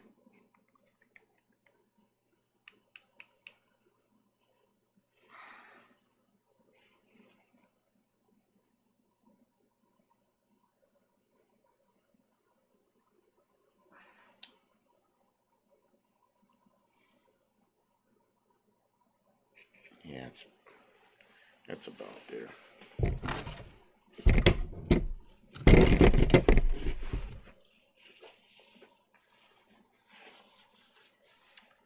Okay, the bore is supposed to be 3.4, and it's about 2 thousandths under that. It's 2 thousandths under that. Yeah. So Thousandths?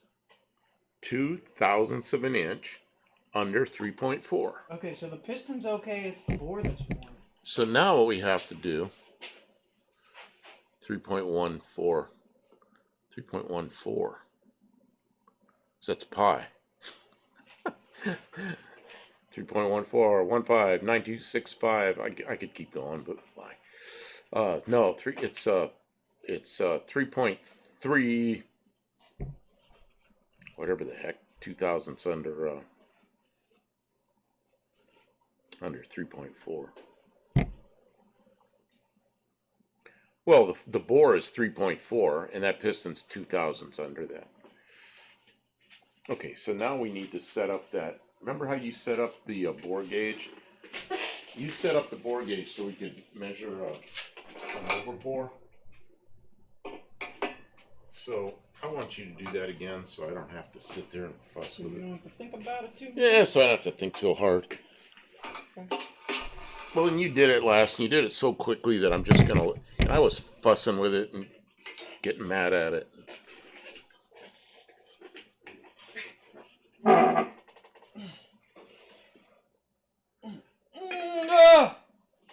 Yeah, P-I-E, pi. I got it! No, don't need any help! Oh, geez, I didn't know what you were doing. I wasn't even looking. Get out of the way, Kim, with a bar. Okay. Pi, P-I-E, is always right at 3.14 a.m. and 1.59 p.m.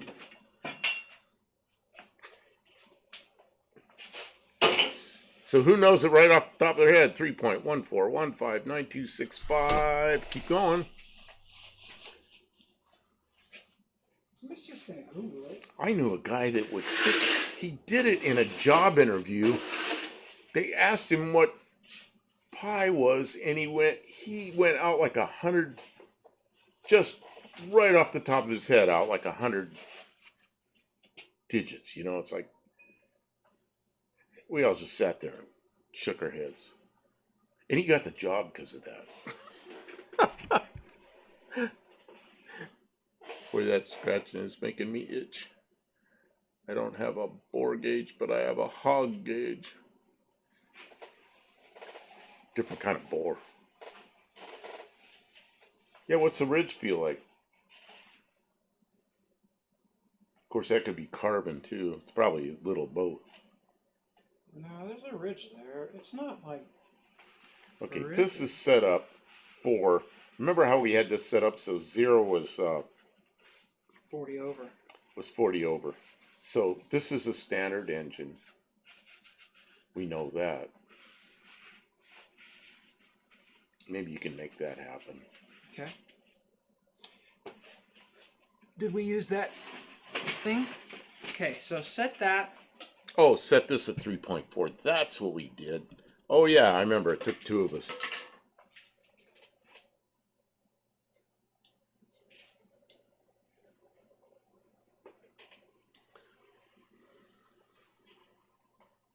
Boy, that scratch is making me itch. Dean Stevenson, one-eyed cat corrects there. You pass the next round. Okay, so let's see. What do we got here? We got this is this. That is set to precisely 3.14? No, set for 3.4. 3.4. 3.14 is pi. We don't care about pi. Oh, yes. Okay, wait a minute. What you Okay, have to do. wait a minute. I think I'm slipping. Yeah, it's already slipped. Hold on to the gauge. Okay. It's got to go in this side first. Okay. I'm going to try to hold it, but it slips. When you're moving it like that, it slips really easy.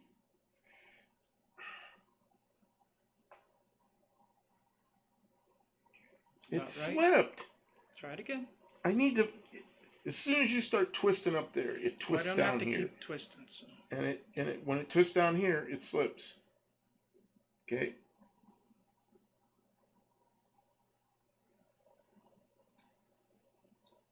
Ah, it's off again.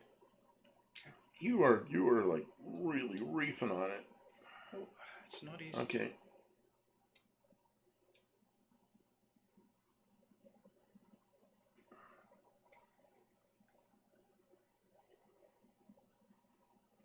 Okay. That's not. Line it up so that it's good and accurate. It slipped again. It's okay.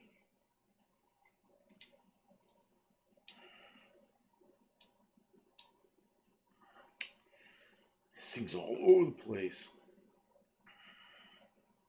Okay.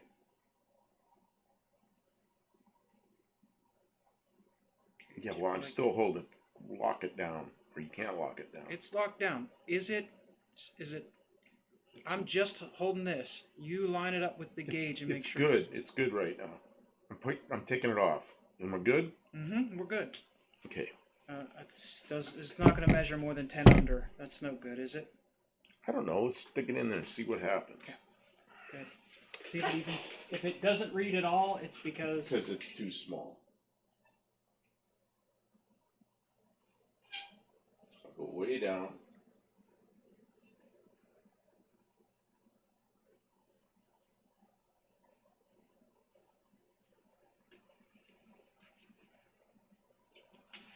It's 2 thousandths over at the bottom and up near the top.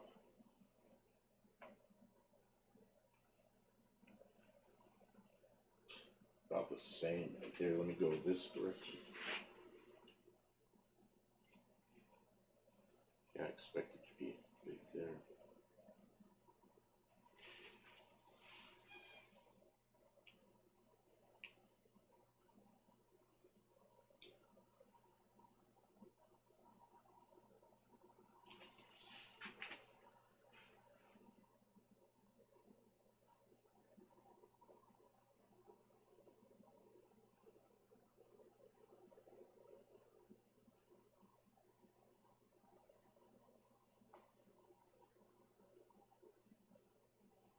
they're telling math jokes now.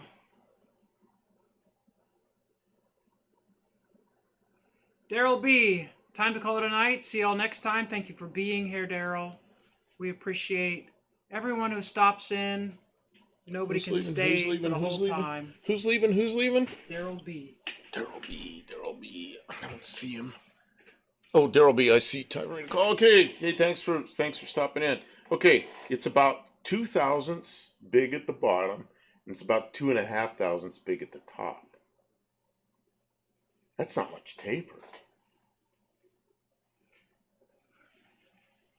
That means the piston cylinder wall clearance is only like 1.5. It can't be. But I just measured it. Yeah, you're looking at me. Let's pull some more pistons out, see what the heck we got. Unless, No, this is a bad one. The others are better. well, maybe. What do the rings look like? Are they stuck or are they? I've got a ring. No, it's not stuck, but let's measure the ring gap. Well, and the oil could be. You know where oil goes a lot of times with these engines is the guides. Oh, but this had a good head on it. Yeah, it did.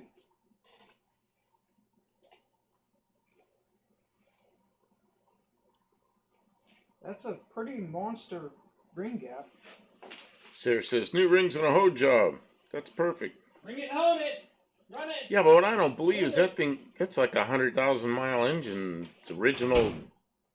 We have no idea how many miles are on this. No, we have no idea, but we know it's an old, had a lot of miles put on it. The problem with this engine was the pan gasket. Okay, what are you guys guessing on the ring gap? Yeah. Him, you need to it's have a big one. It's just big. Mopar Joe put your engine together. He makes every engine get 500 horsepower. Oh yeah, you get 500 horsepower out of this. Didn't we decide we weren't replacing the rings? Oh, different engine. This is a different motor. This is out of the Dart. This the other is one's the motor a new that's one. getting replaced. Math is just a word.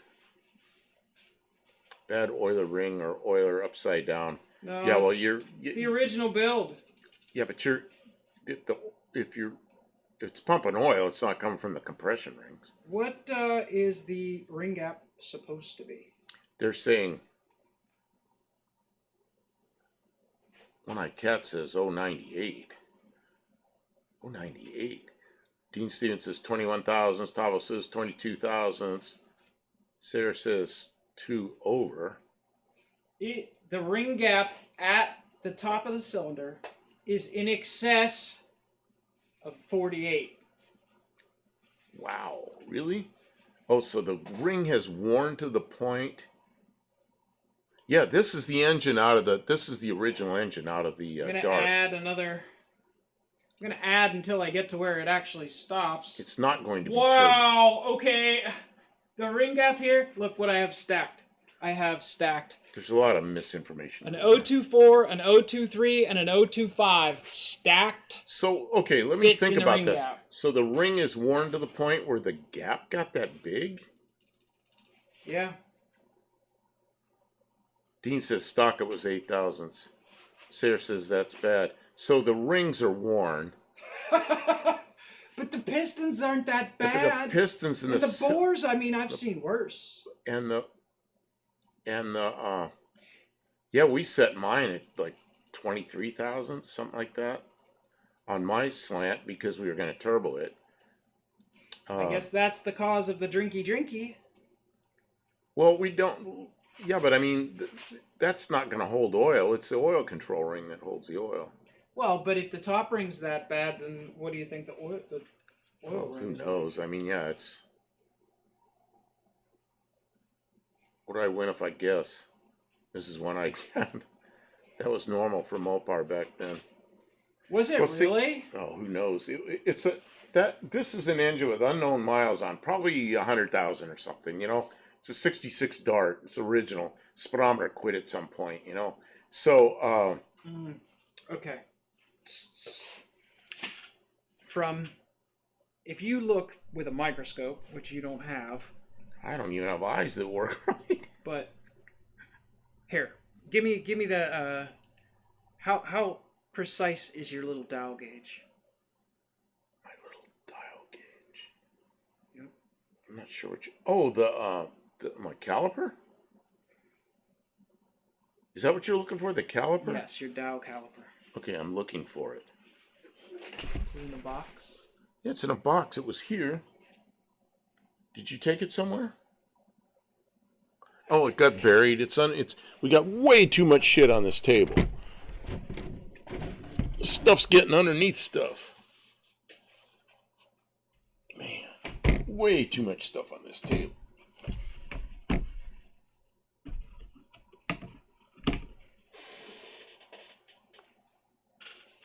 Yeah, you're right. What Kim said, compression rings weren't that far. Oil rings. That's what I want the gauge for, so I can measure the ring thickness. On the outside, the ring thickness is going to be wider. I could see it visually. I could see that on the outside. There it is on the outside. It's like 78 thousandths. 78 thousandths. Okay, and then if I measure just the inside, not the outside, but just the inside. It's smaller. By 8 thousandths. Why is the inside smaller? Where? Oh, from inside the piston. So it's pumping in the ring land. Is it valve land? I did find the 6 thousandths feeler gauge. It was stuck to the 5 thousandths feeler gauge. When I was lining them all up, it was there. I just didn't see it. That means when the piston's going up and down, it's pumping. It's pumping oil out around the rings. And the gap is huge. So oil's getting up in there. So our older engines are better. My Neon had 140,000 miles with those very thin rings. They put in newer engines. It breathes and drinks oil. Huh. He keeps asking, what is the width? The width. You're talking about, let me see the ring. You're talking about this dimension? Or are you talking about this dimension? This one? I think this is what you're talking. Man, I'm shaking. I think you're talking about this dimension. It was 78. 78 and 70. 78 toward the outside of the ring and 70 toward the inside of the ring. Yeah. There's an obvious taper. I don't think it's supposed to be tapered. So the ring is tapered like that? It's worn to a taper, yeah. Yeah, look at it. Dean says, what's the frequency? Top compression ring. 5/64ths. Don't give me this inch stuff. Approximately 1.98 millimeters for the width stock. 5/64ths. I want thousandths of an inch, and we're talking about fractions. Okay, 5/64th would be the width is this dimension, not the thickness. No, the other one, the second one. I don't know what order I did it in. You did it in the width of this way first and this way second. So he's asking what this width is, and it is that way. What she's doing right now. 155. Do the math. We don't have a mathulator. Yeah, it's a. Okay, so it's, what did you say it was? 155? 155 thousandths? Mm-hmm.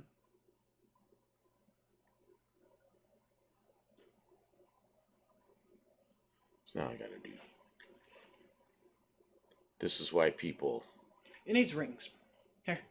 Well, obviously it's.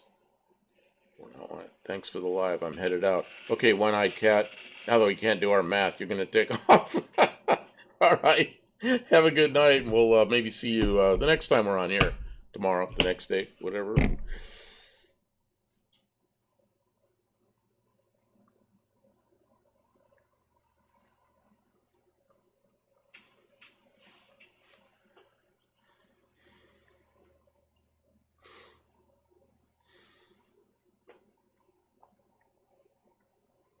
Everybody's doing their math, or they're sitting there waiting for everybody else to do the math.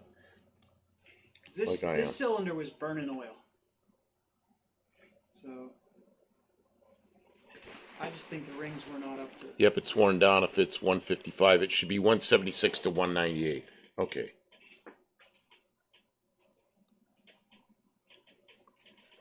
And the oil ring it's free, but yeah, it's not that oil ring. Oh, the tension's out of it. There's no tension on that oil ring. It isn't coming out like this. It's like It's just against the piston. So, Ronnie Shackelstein, time to hit the THC pen buff. When I can't love doing the math, just a bad time night for that. Yeah, I understand. That's what happened to me. It's well, guys, it's like 2:30 in the morning where you are. One-eyed cat. So yeah, it's 1:30 here. So rings. I'll bet you it runs okay with rings. Well, so we just need to hone the cylinders with a real hone, and not a ball hone. You could even get away with a ball hone, and then put a set of cast iron rings in it and run it. But so that engine has to have over 300,000 miles on it. It's driven real hard. You know what? We don't really know. We know it's set for about 10 years in front of a Cuban restaurant because it was the sign for the Cuban restaurant. Before that, who knows? It somebody had the oil pan off at some time because they put the pan on wrong. Yeah, but see, we got that 40 over block over there. It's really good. I don't know. I guess we could. He says, hone it, ring it, and run it. So my thing is I wanted to know if we should scrap it. Oh, we shouldn't scrap it. Well, you know, we've got so much stuff.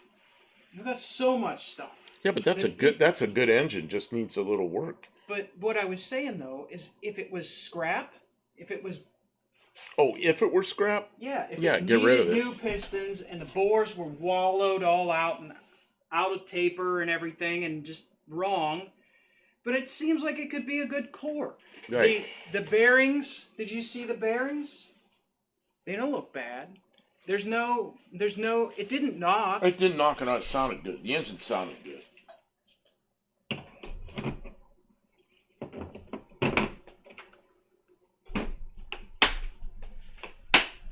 Because the cost of a rebuild, it's pretty high right now. It's astronomical to get stuff machined. If it needs machine work, it's not worth rebuilding. You can get, like the one that we got, it's a rebuilt bottom end. We got it for $300, you know? Like, hey.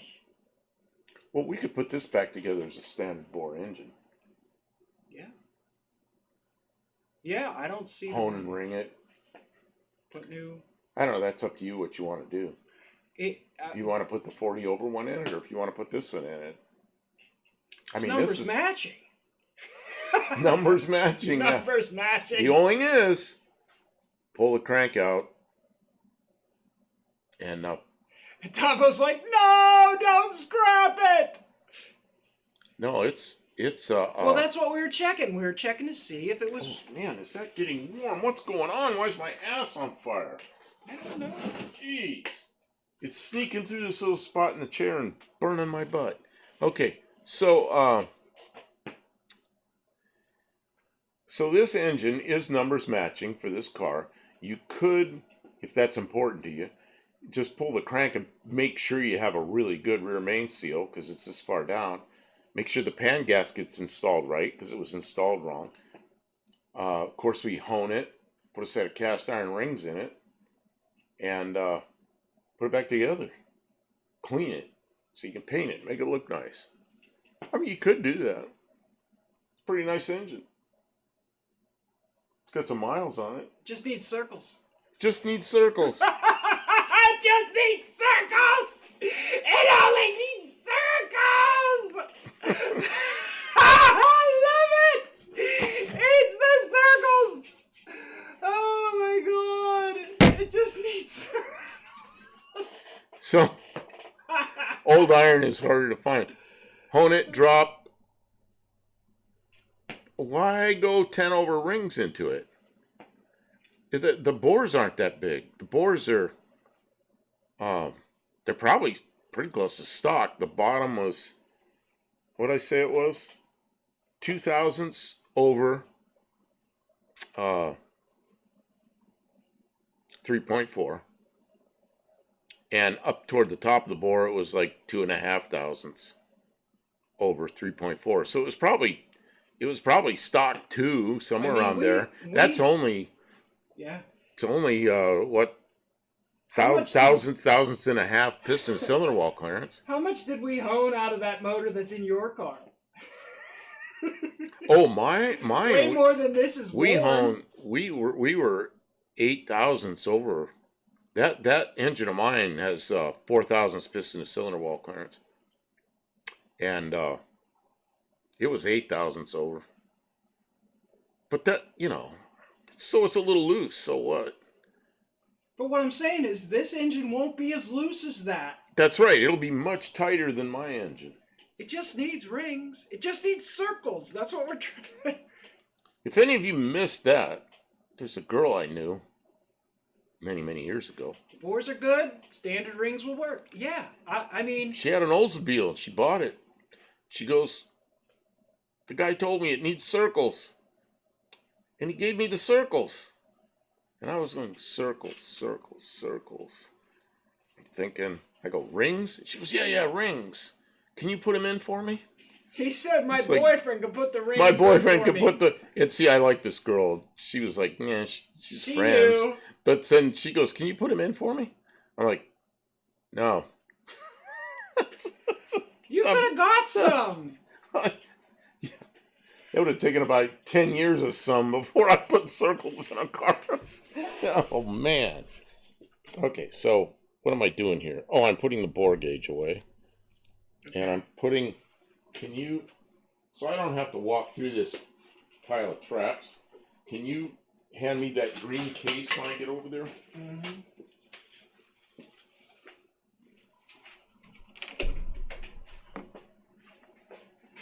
Yeah, I already. If you like it, then you got to put the rings in it.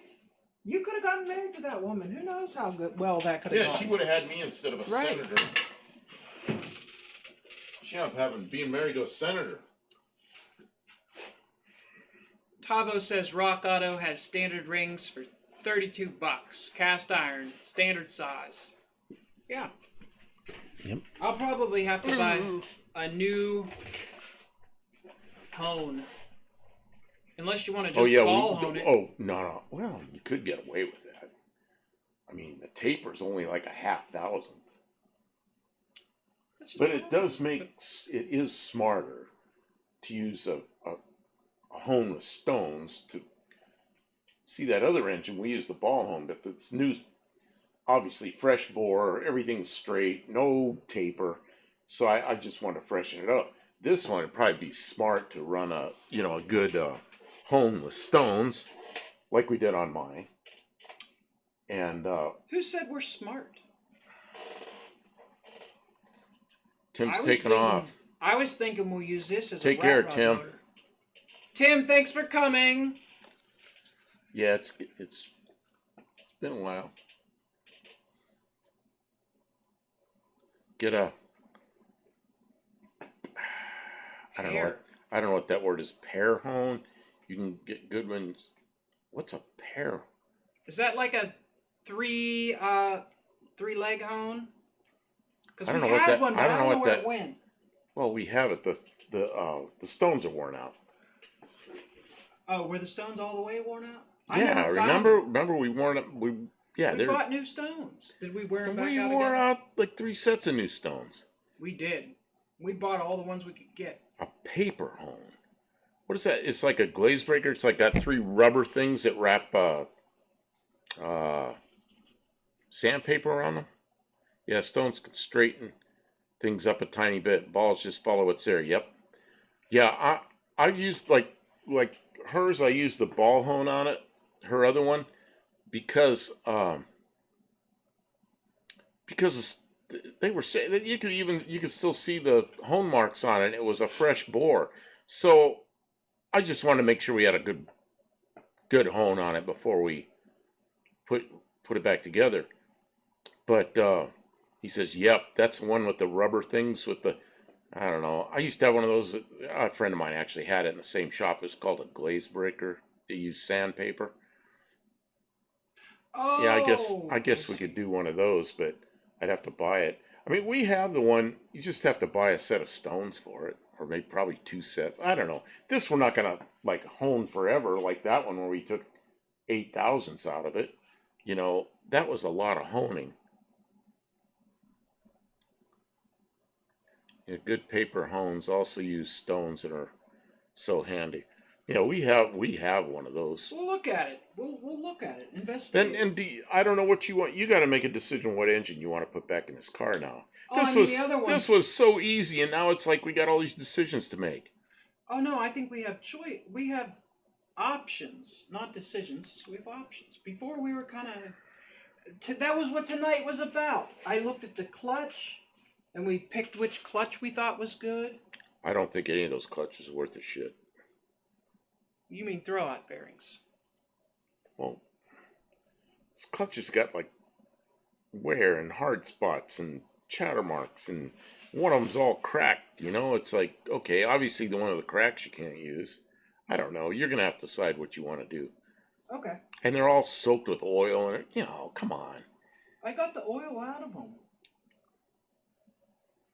I washed the oil out of them.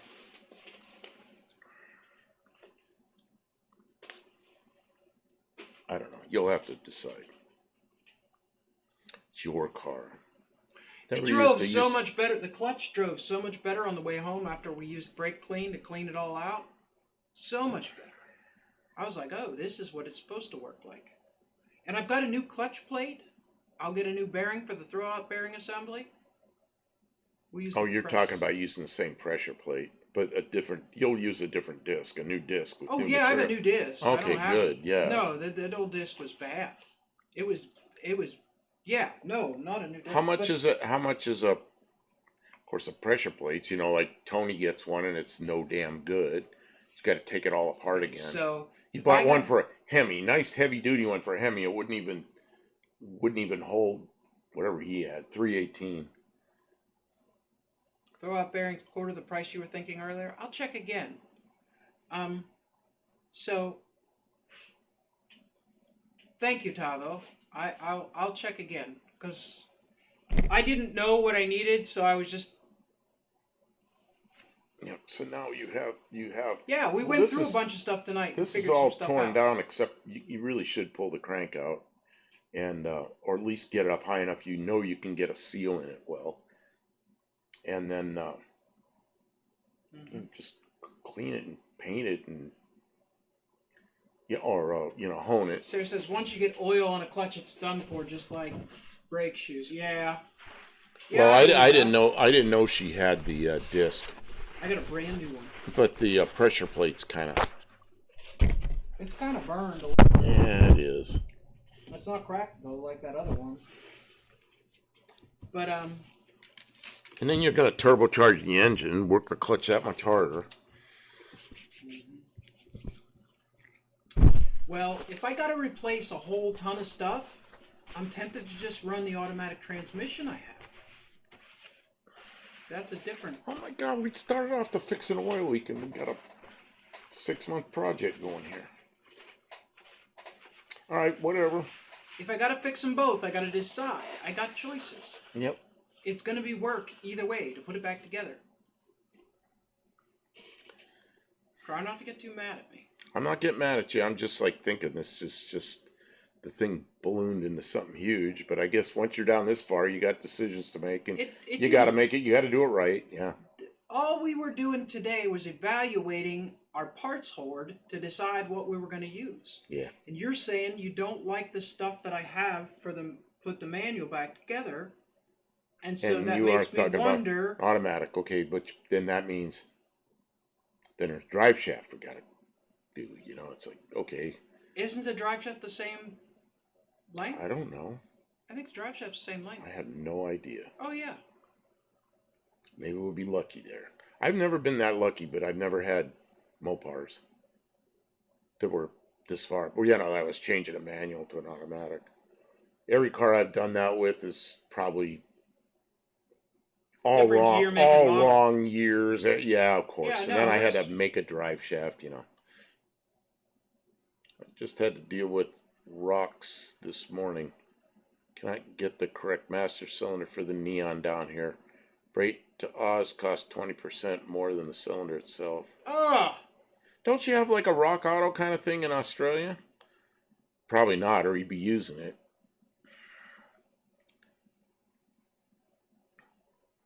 yikes. Yeah, it's like people in Canada using Rock Auto. They just the exchange rate and the cost of shipping and the nonsense going across the border and everything. It turns into a nightmare of cost. So, you want to wrap it up? We're gonna wrap it up. Yeah, I'm getting there. Um, Okay, so Thanks. this is everything's here is okay. Everything's if it drips there, it's not gonna make any difference. We get some kitty litter down, um, and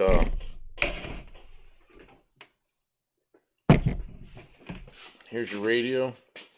tuxedo. Well, we gotta say goodbye, I'm good I'm, night to the I'm trying to stream. I'm trying to make room that I can use the mouse and everything. Okay. I got this so cluttered up with stuff I can't even use my I can mouse. tell you're tired because you're getting whiny. I have a big fluffy thing wearing a tuxedo on Kitty, kitty, kitty. my. Kitty, Man, kitty, I kitty, had kitty, one of kitty, those kitty, cats, but she disappeared. Um, we do have a smaller type place, but parts for goofy cars like Neons, nope. Rock Auto in Canada is easy, not duty. They have warehouse. Oh, they have warehouses up there. Oh, Well, that's that's good. really good. That's Yeah. really good. Interesting. Yep. Okay. So we're going to now. Was it yesterday we were here? I stopped the stream. Everything. Got home. I monetized these once you wrap them up and I archive and we monetize them. Got down there and it's still running, and I had kind of a hard time shutting it down. I don't know. We used to be able to shut it down right here, so it may keep going without a picture. I don't know. I'm gonna try to get this shut down anyway. So Get some sleep, everyone, or yep. if you're, across the world, have a good day. But thanks, everyone who was here. Sorry if we missed your comment or didn't follow along with your topic. We try. We try. We'll be back soon. I don't know. Are we planning to be here tomorrow or Monday? I don't know. Not usually. Tomorrow, if Ari doesn't do the after the Tony show, who knows? We may. Usually we don't. I guess Monday we do sometimes. Dr. Art's finished, then we come on sometimes. The next time we'll definitely be streaming is Tuesday night. We start at 7 Central Time, and we're in the studio. We might be here tomorrow or Monday, but we'll put up a notification as early as possible to let you know if we decide we're going to do it. But otherwise, we'll see you Tuesday night if you can be here. Thank you, everyone who commented. Have a great day. Take care. Good night.